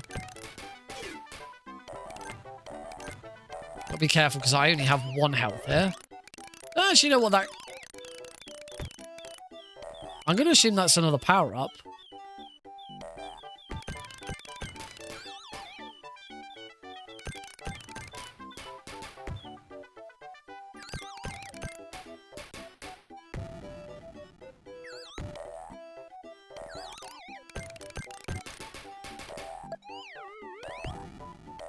Now where?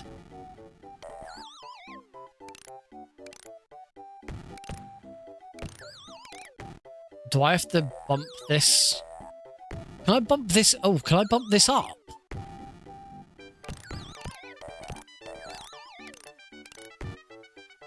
I can bump this up. Oh, that's as far as I can bump it up. And it's not far enough.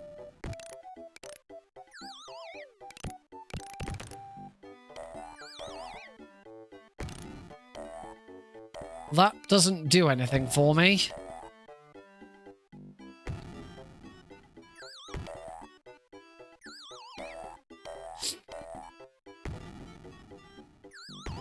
Okay, again, I'm getting bored of this level. I'm just gonna have a look at the run and see what they do.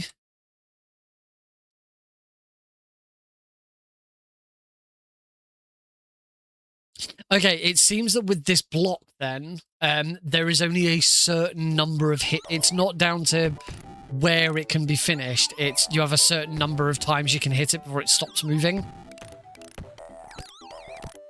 So you just want to hit it Straight up.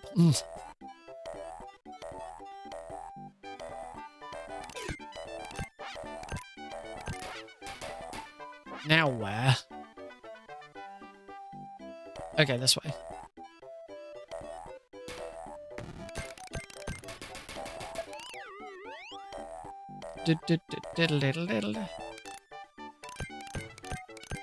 It's just, again, I just don't want to take... I've only got 1 health. I don't want to take any chances at this point. I reckon I need to go this way.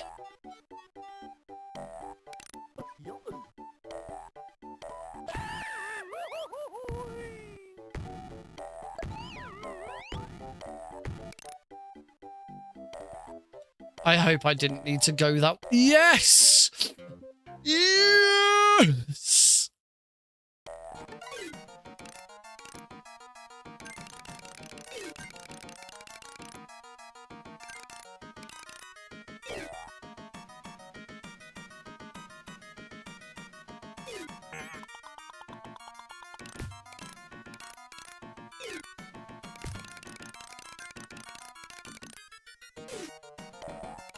Where is he?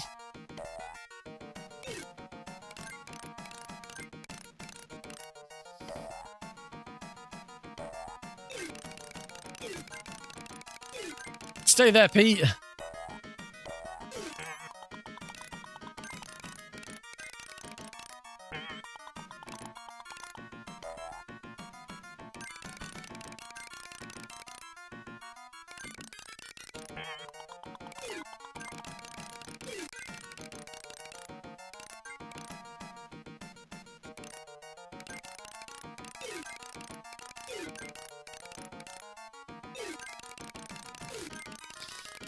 Oh my god, please die. Oh. Okay, I've still got health.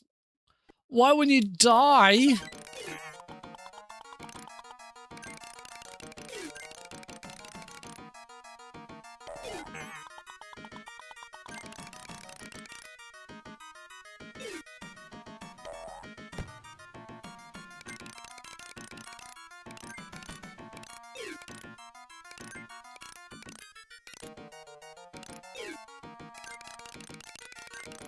This boss is just annoying.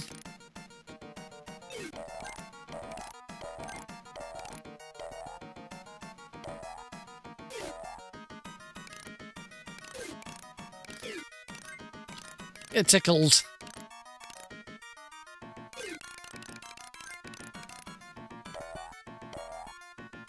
Ah! Oh, you don't know where he's gonna go next! No. Oh, I can't get down.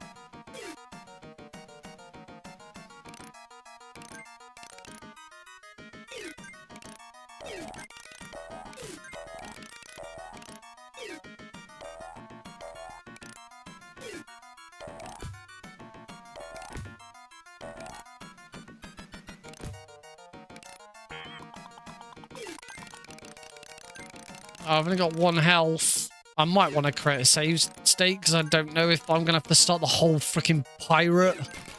Yay! We did it!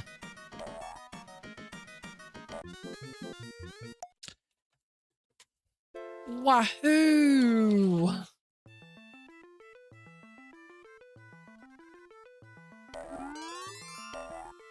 Alright, on to the medieval land. Great job, Nick. Good start. What a way to kick off this brand new land. Immediately take a death. I do believe this is the last. There are, according to the splits that I can see, that I'm looking at and can see. Oh god, there are 4 medieval worlds. And then that's the end of the game. No! I'm going to load because otherwise I'm going to lose all of my lives and then game over at some point.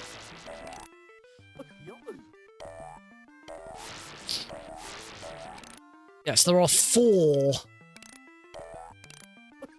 medieval levels.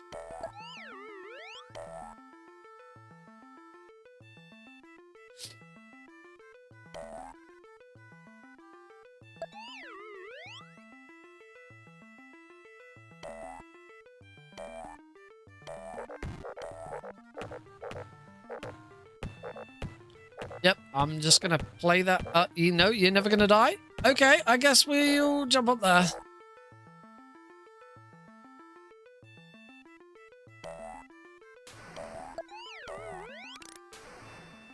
Okay, at least I can...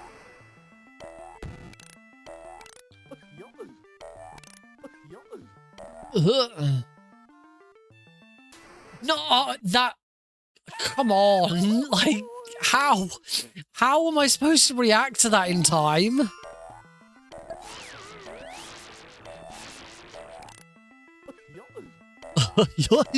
Shut up, Goofy. Nobody likes you, Goofy.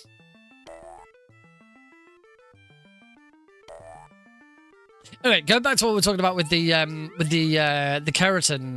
doohickey majiggy. One thing that I have always wanted to do with keratins is have a is be able to split for keratins. Now, I would argue that splitting for keratins is probably illegal because then you are being given a clear indication as to whether you have gotten a keratin or not.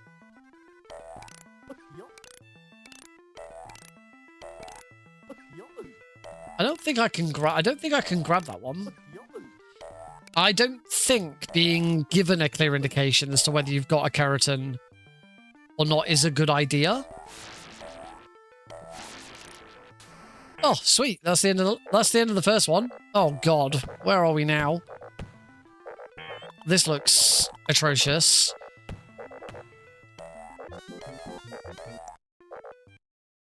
Okay. Maybe I wasn't supposed to go in there?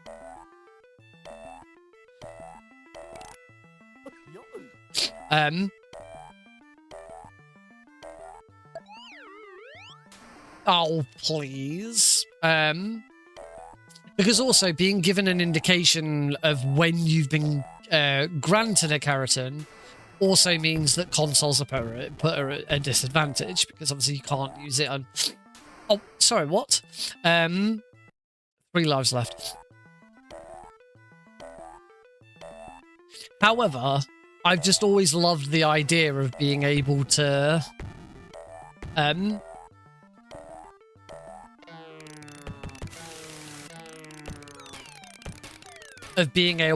an auto splitter that croaks every time. That croaks every time. You get a croak. That croaks every time you get a keratin. Really? Yeah, one of that. Every time I shoot a keratin, that happens. How cool would that be? Oh yeah, if the memory address can be found.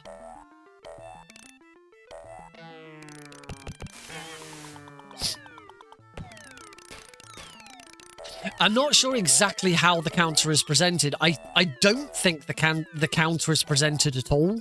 I think it is just simply that for the purposes of rank, the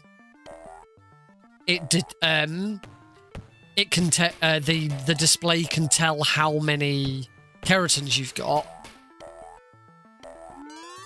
So that it can tell you whether you've got keratin rank or not.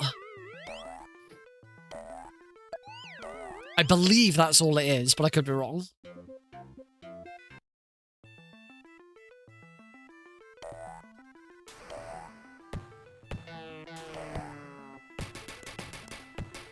We actually find out what this thing did.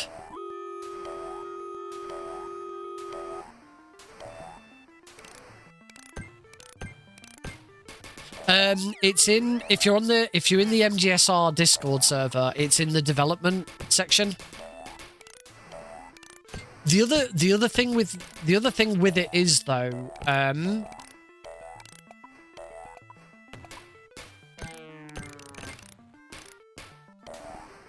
I'd be interested to see how it worked. Okay, that was a quick level apparently. I would be interested to... Oh god, what is going on here? Okay, that's pretty cool. Now what? Have I now got to like... Okay. Okay, that's a pretty cool... Okay, I'll give it that. That's pretty cool. I liked that. Wait, bugger off. I'm assuming I can't... Oh, no, I cannot go in.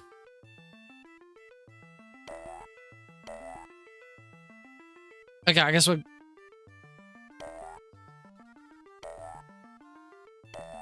That's really cool. What it would be beneficial for, and I would think you just having the overlay for the end of the game is suitable. Is foxhounds, keratins, because as has already been determined, because it has been done, foxhound overwrites keratins. So if you do an European Extreme run and you get all keratins and you get foxhound rank, then I get the feeling I'm supposed to try and avoid going in these rooms. I'm assuming that's an extra life.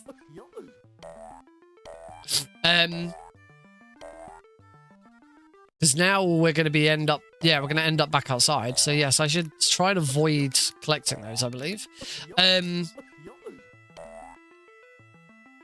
Yeah, so it...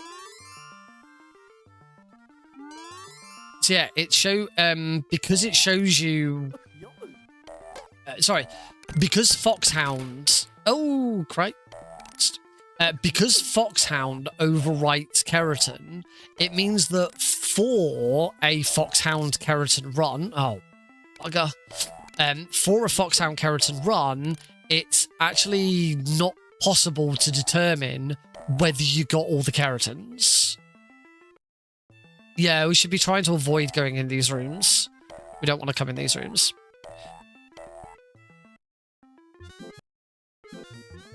Okay, I don't know what the goof is. It's probably just a bunch of points or something.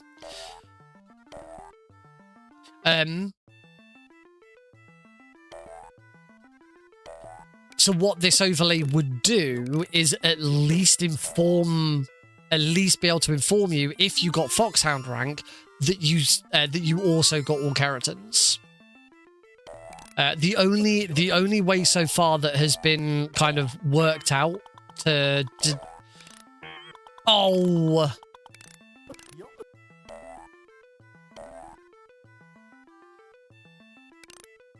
The only way that's really been worked out to determine whether you got all keratins in a Foxhound run is to make a save whilst fighting the boss, complete the game with Foxhound, then go back,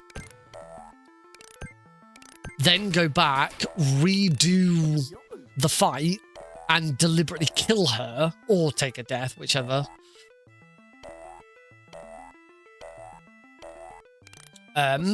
So that you don't get Foxhound, but you do get all keratins.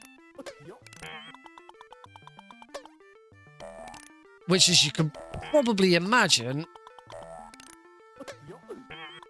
Oh, I'm dead. Which you can probably imagine is not a great way of doing it. Mainly because you automatically lose time. You automatically lose time having to take the save, because the timer doesn't pause whilst making a save. So yeah, that is not an ideal situation, and this would fix that problem. Okay, that's one way of dealing with you.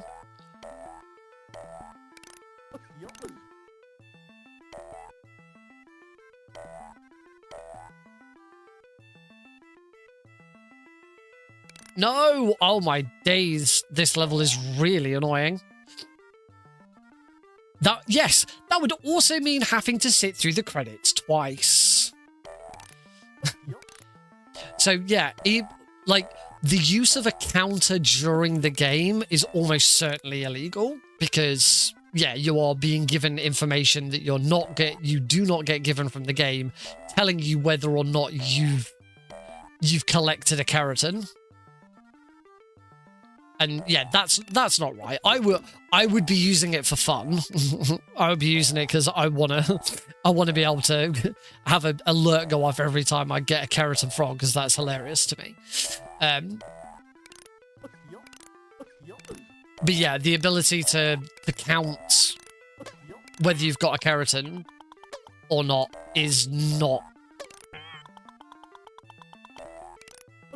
should not be allowed. But having something at the end of the game to show you how many keratins you got, that would be great. Because that would fix the foxhound problem. Now, it would mean that foxhound runs would then kind of get limited to... Oh, no. Give me a rock. This is a cool mechanic, but it's really annoying to deal with. Like, give me a rock.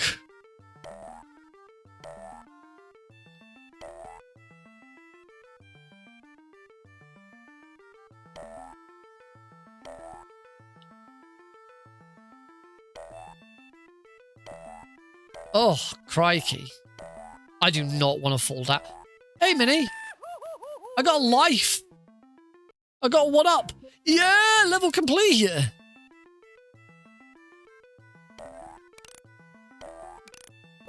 Might we be close to ending this madness?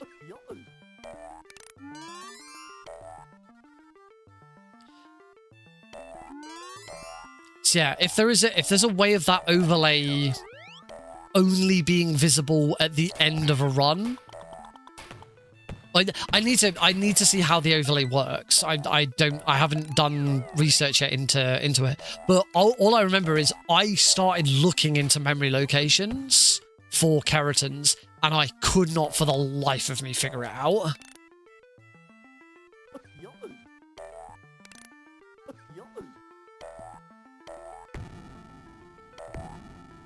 So the time stops after the first run ends, and the second run is just yes. Oh yeah, you wouldn't be expected to run the game like the timer stops as soon as the credits, the rank screen comes up and shows you got Foxhound. That's it. That's the end of the run time. You just then have to go back and do it again to determine whether or not you got keratins. So something to fix that would be great. But the this overlay also can also register Markor rank, so apparently it can also detect all plants and animals. So again, not that anyone's done it yet, but well, I do think someone's done it. That would mean we have a way of doing Markor on European Extreme, because at the moment we can't do that. Well, we can't do a Markor Foxhound run. Although, no, you can get Foxhound and Markor at the same time. Oh, what? Oh, am I supposed to bash these? Can you bash these ones? Oh no, if you bash these ones, they just die. Hey, there we go.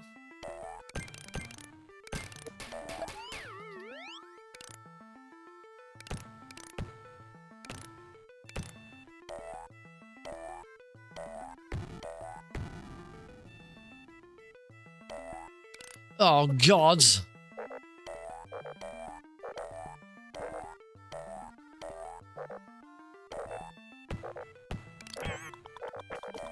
Let's go, go, go, go, go, go, go. Okay, we're good. Oh, another cannon. Okay, that one wasn't as bad that time. Genuinely thought when I was reaching Mini that was the end of the game.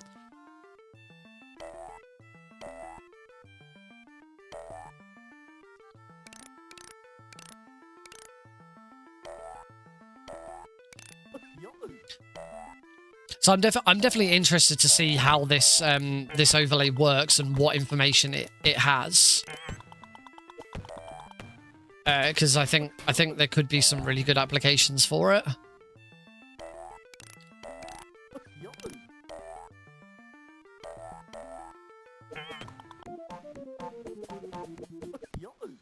And you never know. Whilst I say that tracking keratins in games should probably be illegal, others might not. Others might disagree with that.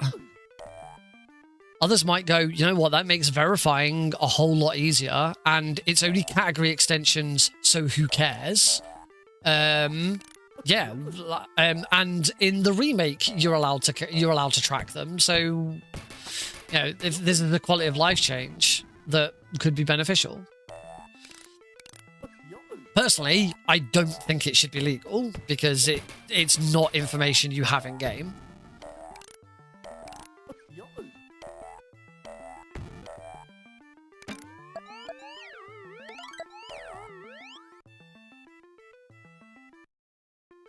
Seeing how many lives I've got. Hang on, am I not back at the start? No, this is different.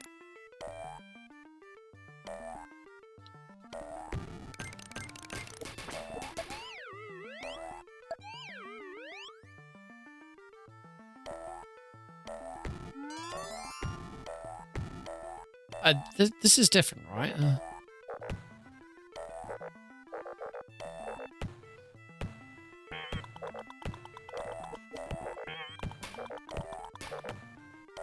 I did not like taking 2 lots of damage there.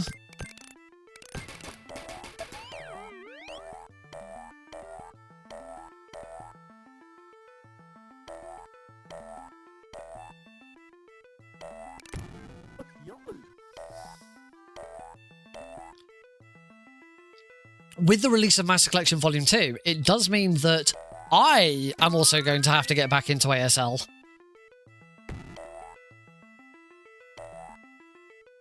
Because of course I'm the developer of the oh god, this is awful. Okay, it's not that bad. I'm the developer of the Ghost Babel auto splitter. And to be honest, adapting the current auto splitter for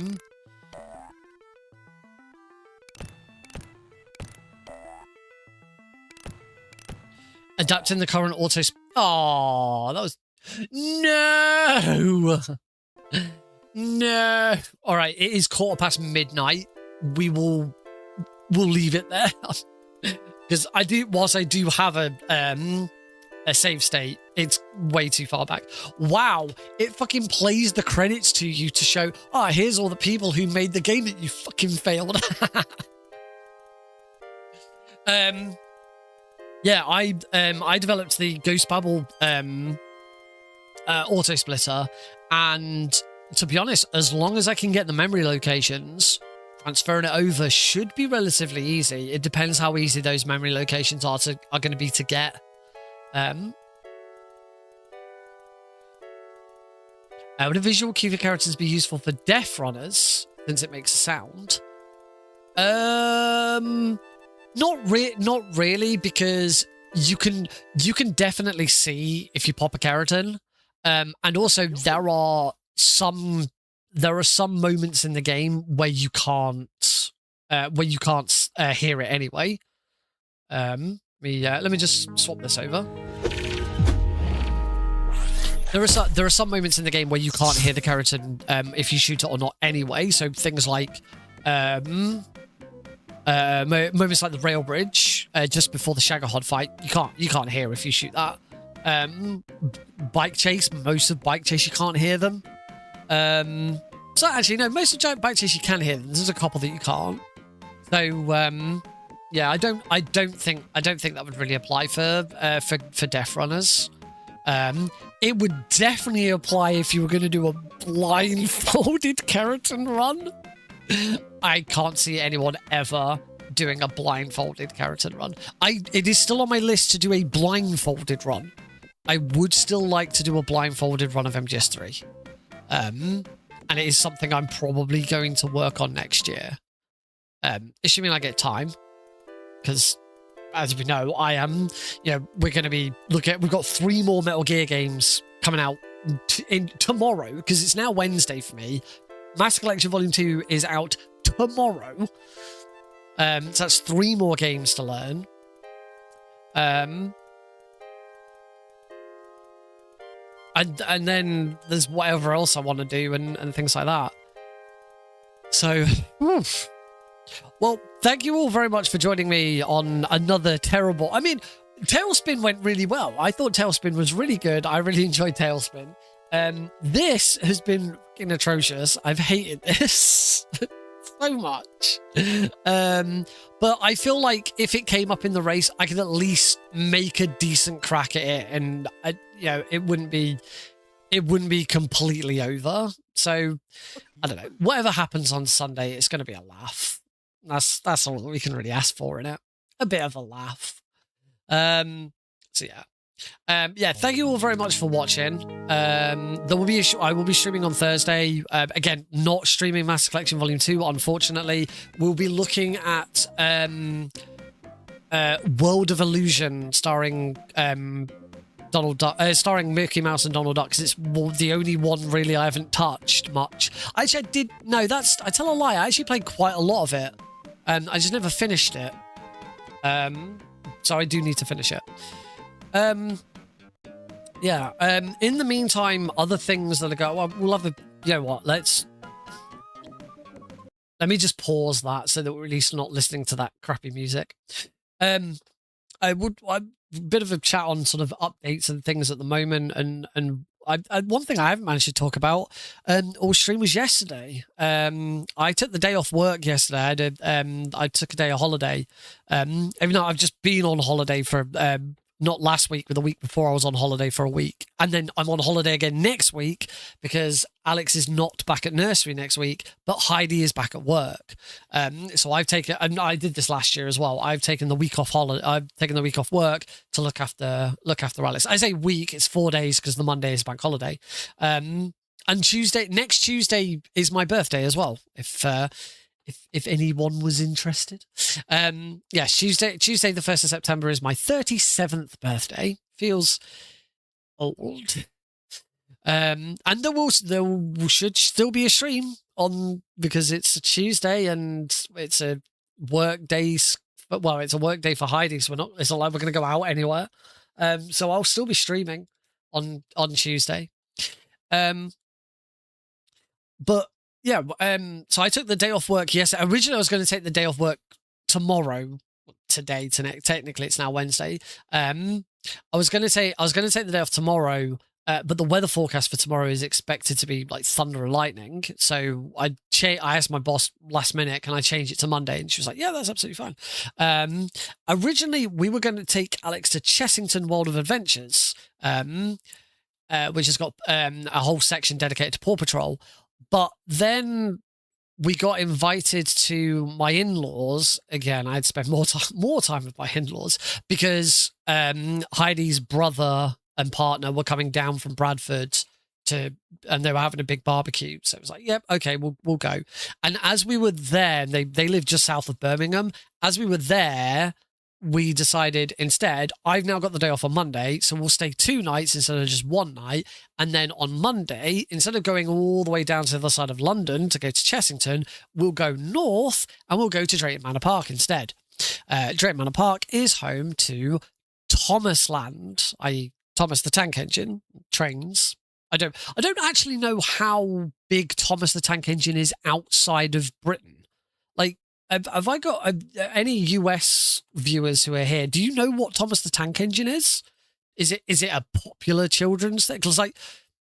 Because Thomas has been the Thomas television series started being made just before I was born. And I grew up with the original series of Thomas the Tank Engine. It was something I watched a lot when I was a child. Alex is now aware of it. He hasn't really watched a lot of it, but we've read him some of the books, and he's got a box of the trains because they got handed down.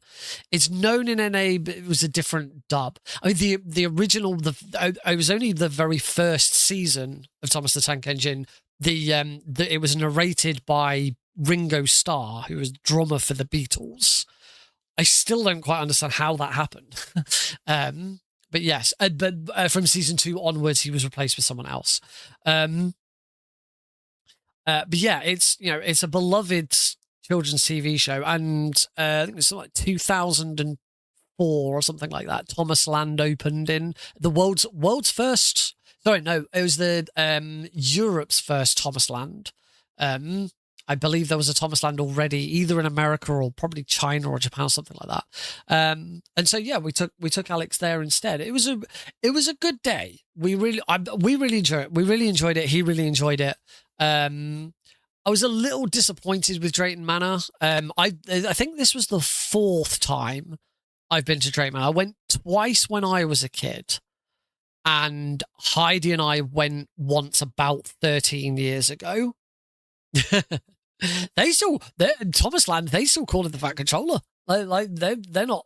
I mean, obviously there are references to Sir Topham Hatt, but no, Thomas Land Fat Controller, the name is still all over it. Yeah, so it's 13 years since Heidi and I went, just the two of us, and we had a really good time when we went. I think we must have gone. I don't think we went like during school holidays or anything. I think we must have had an opportunity to go during term time. Because one thing that I specifically remember, I remember we had to queue up for quite a lot of rides, but I do remember that towards the end of the day, the queue times dropped dramatically. We were able to go on the Shockwave is their big roller coaster. We were able to go on Shockwave a couple of times towards the end of the day because like a lot of people are gone and queue times are really low. But this time around, when we took Alex, and this was the same all around Thomas Land, queue times were extortionate. It was awful in a lot of places. There was one ride, and it wasn't even it was a ride that he's been on at small fun fairs. It was just a little bit bigger. You get in a little plane, the plane goes around in a circle, and there's like 9 little planes that all go around in a circle, and you have a button to push, and when you push the button, your plane goes up. When you let go of the button, the plane goes down. You go round and round in circles. That was right in the center of of one of the squares in Thomas Land, and I saw the queue for it, and it was massive. I'd just been on one ride with him where we'd been queuing for about 20 minutes. We went on that ride again later in the day and got on in 2 minutes. But the queue seemed massive. I'd just been on him with that. On that with him. It was the Toby one where it goes up and it spins around and you sit in it. It was good. So Heidi then took him on a different one where you squirt. You spin around this burning building, and you're on a little fireman's truck's platform that goes up and down, and you have a little water gun to squirt, and you have to try and squirt it in the holes. So she was queuing up for that with him. I was just going to stand and watch, and I thought, you know what? Instead of standing and waiting with them and then watching him, I'm going to queue up for the planes so that by the time they finished on that, Alex can just come straight to me, and, not long after that, we'll get on. Well, at first, I thought I was going to get to the front of the queue before they finished because the queue for theirs was ridiculous. But then, even though I was really close to the front, and then Alex joined me, we were then still waiting another 10, 20 minutes. And there was a couple of things about it. It wasn't that, I mean, obviously queue times are always going to be bad, particularly during school holidays. It was a really nice day. So it's not that I think there were too many people or something like that. You can't control exactly how many people are going to be there and all of that, whatever. But the two things that kind of like killed it for me a little bit was they didn't fill up the ride, because the problem with as I said, you got the little planes. The little planes, each plane could take 4 people. There was 2 sat in the front and 2 sat in the back, but there was only one. Obviously, there was only one button. The button was in the front. So if you had a pair so like me and Alex, we sat in the front and nobody sat in the back because they didn't put people on and fill up with fours, because then the people in the back had no control over whether they go up or down. So I mean, for me, I think that's poor design for a ride. The ride shouldn't have the button. The plane should just go up and down on its own pattern, whatever, so that you can then fill the ride. And they should have just been, they could see how long the queues were, and they should have just been saying, look, as long as you don't mind sitting in the back where you have no control over the button, you can go on. I would have been quite happy. Alex wouldn't have cared how much we were going up and down. He was just happy going round and round and round in circles. But they should have pushed to fill it up. But the other thing is that the changeover. I mean, there was one moment when we were right towards the front, and I said to Alex, "Don't worry, once this one's done, we're on next," because he was starting to get a little anxious. But then this was one of the rides where you can pay for fast track, and they basically let a whole ride's worth of fast track on in between, rather than just like doing sort of half fast track and half us. They basically let 2 people from the main queue on, and the rest of it was all fast track. So we had to wait for another one, even though we were right at the front. And that was really annoying. But it's kind of part and parcel of the fast track system. I don't think it's a very good system. I think there's better ways of doing it. But the swap over between people getting on and off the ride was atrociously slow. And that was the same across the whole park. From what we experienced, like there were so many rides where the attendant was required to let people in and out. Like, I don't mind an attendant having to make sure that, you know, things are locked and stuff like that. But the fact that there was a different ride where you're in a little train that goes round a track, round a circular track, and it goes up and down like that. So you're just sort of going up and down like that, round in a circle.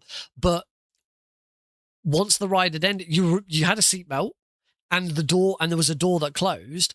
But once the ride finished, the door would only open if an attendant went round and pushed a button that normally I was able to just about reach over the car, push this button down and open the door. But like, there was lots of other rides where the door just sort of slammed shut and you just give it a bit of a force and it would open again. You've got a seatbelt on.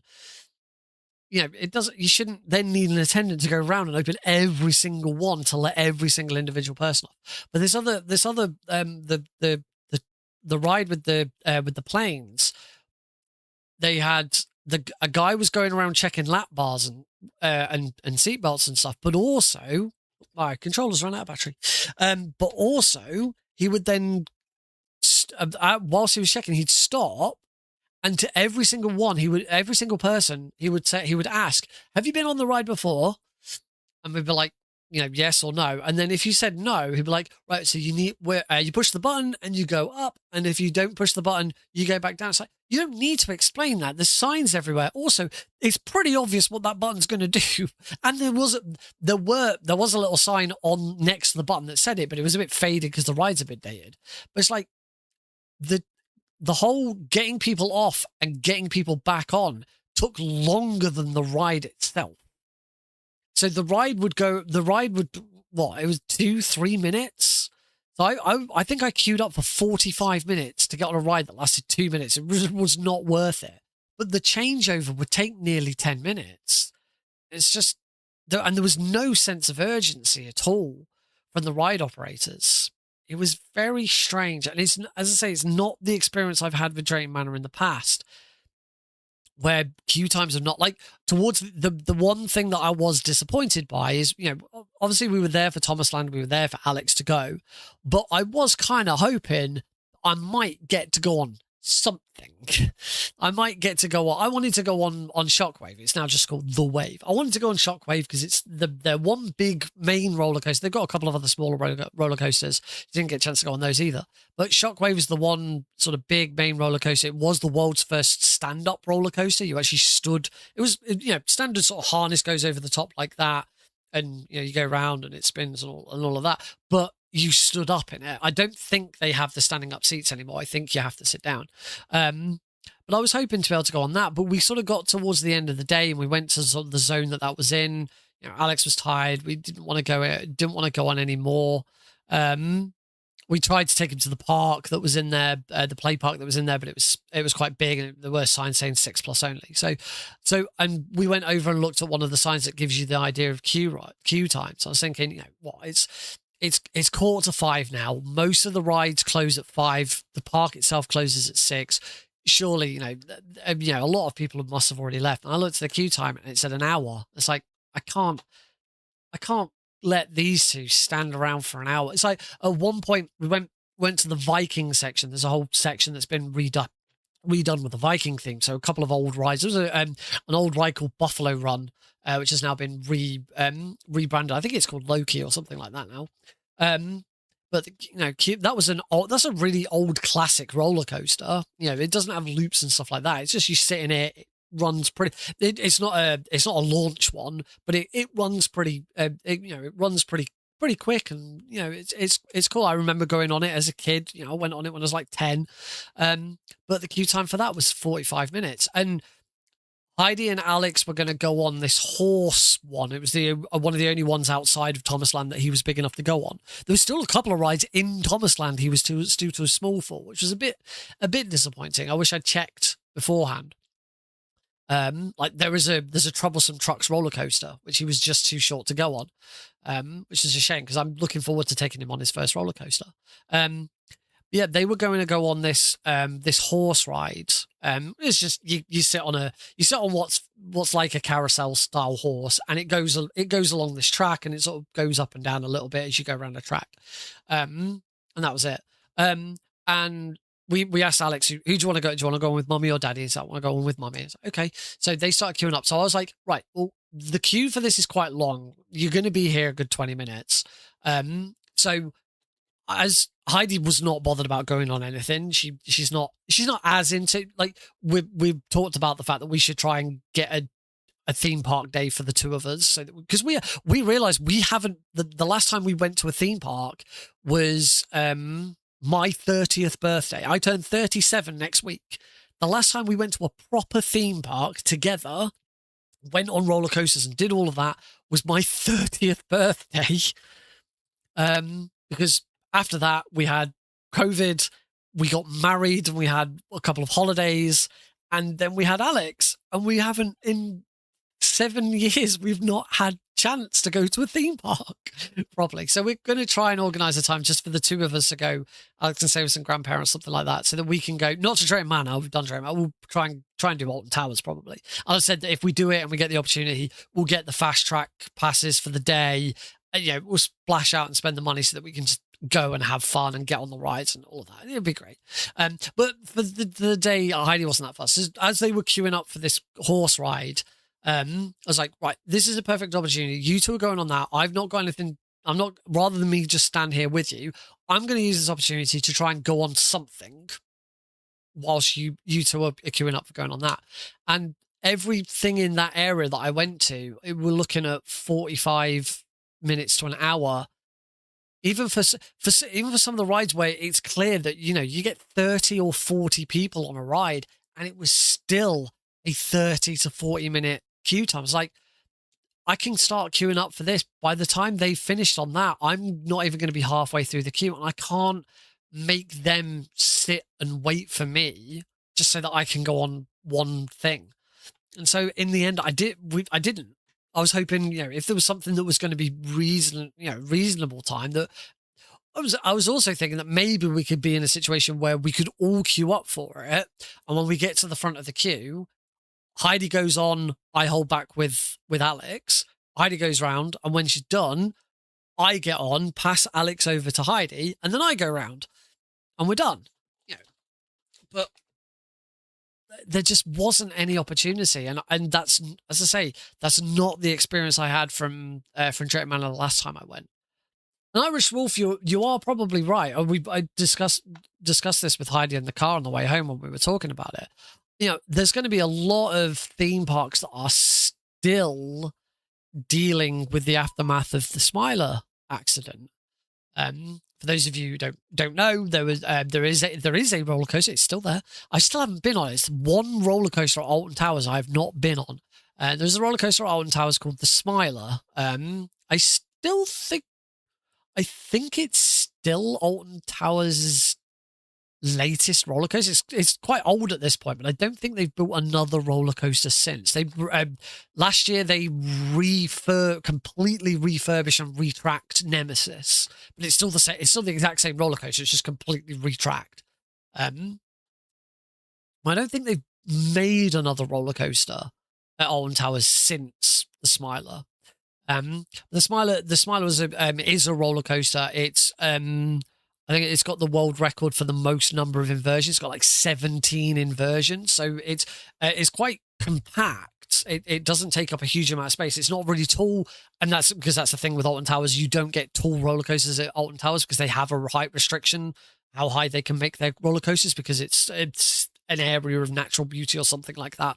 But it's a very long track, condensed down, and there's just lots and lots of turns. And there was an incident, it was probably going back 10 years now, where there was something went wrong.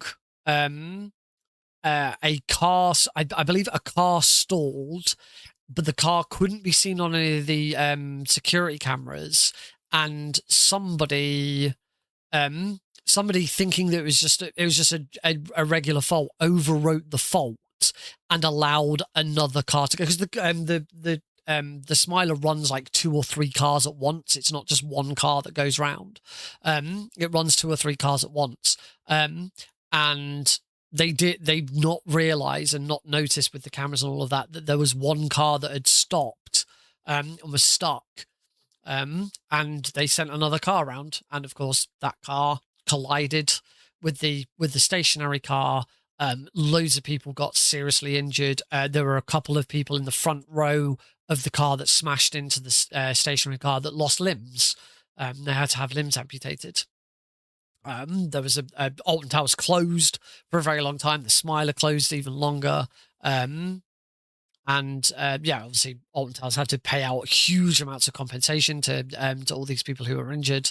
I think it's definitely, I don't know if it's the worst, but it's definitely up there as one of the worst theme park disasters that's happened in the UK. There's still gonna be theme parks out there that are still dealing with the aftermath of that accident, and health and safety has got to be so much more paramount. But I think there is a balance, and I think certainly for Thomas the Tank Engine rides, they're not as dangerous. It's not going to happen. Don't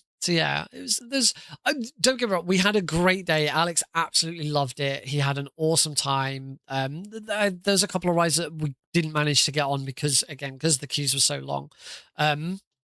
But he didn't really care. He just loved that he was there and that he was going on these rides and he was having fun, and he was seeing Thomas and Percy and Henry and all the other cars, and there was a zoo and we got to see some animals, and he had a great time. And that's the point. It was an absolutely fantastic day. It's just, for me, there's just those little niggling things that could have made it a little bit better. That was my day yesterday. That's about it. Submissions are still open for Albion Speedrun Bristol. Go check them out, www.albionspeedrun.co.uk. We are still looking for volunteers as well, if you'd like to be a volunteer for us. Hosting, restreaming, social media, video editing, loads of stuff, whether you want to be on site or off site. If you join us as a volunteer on site, you get in for free. Again, all the details, albionspeedrun.co.uk. I'll see you on Thursday. Stuck development. There's loads of stuck development still happening. Autosync is now a thing. It's fucking great. But I'll be doing videos and stuff on that soon. That's it for me, folks. I'll see you on Thursday. Have a great night. Good night.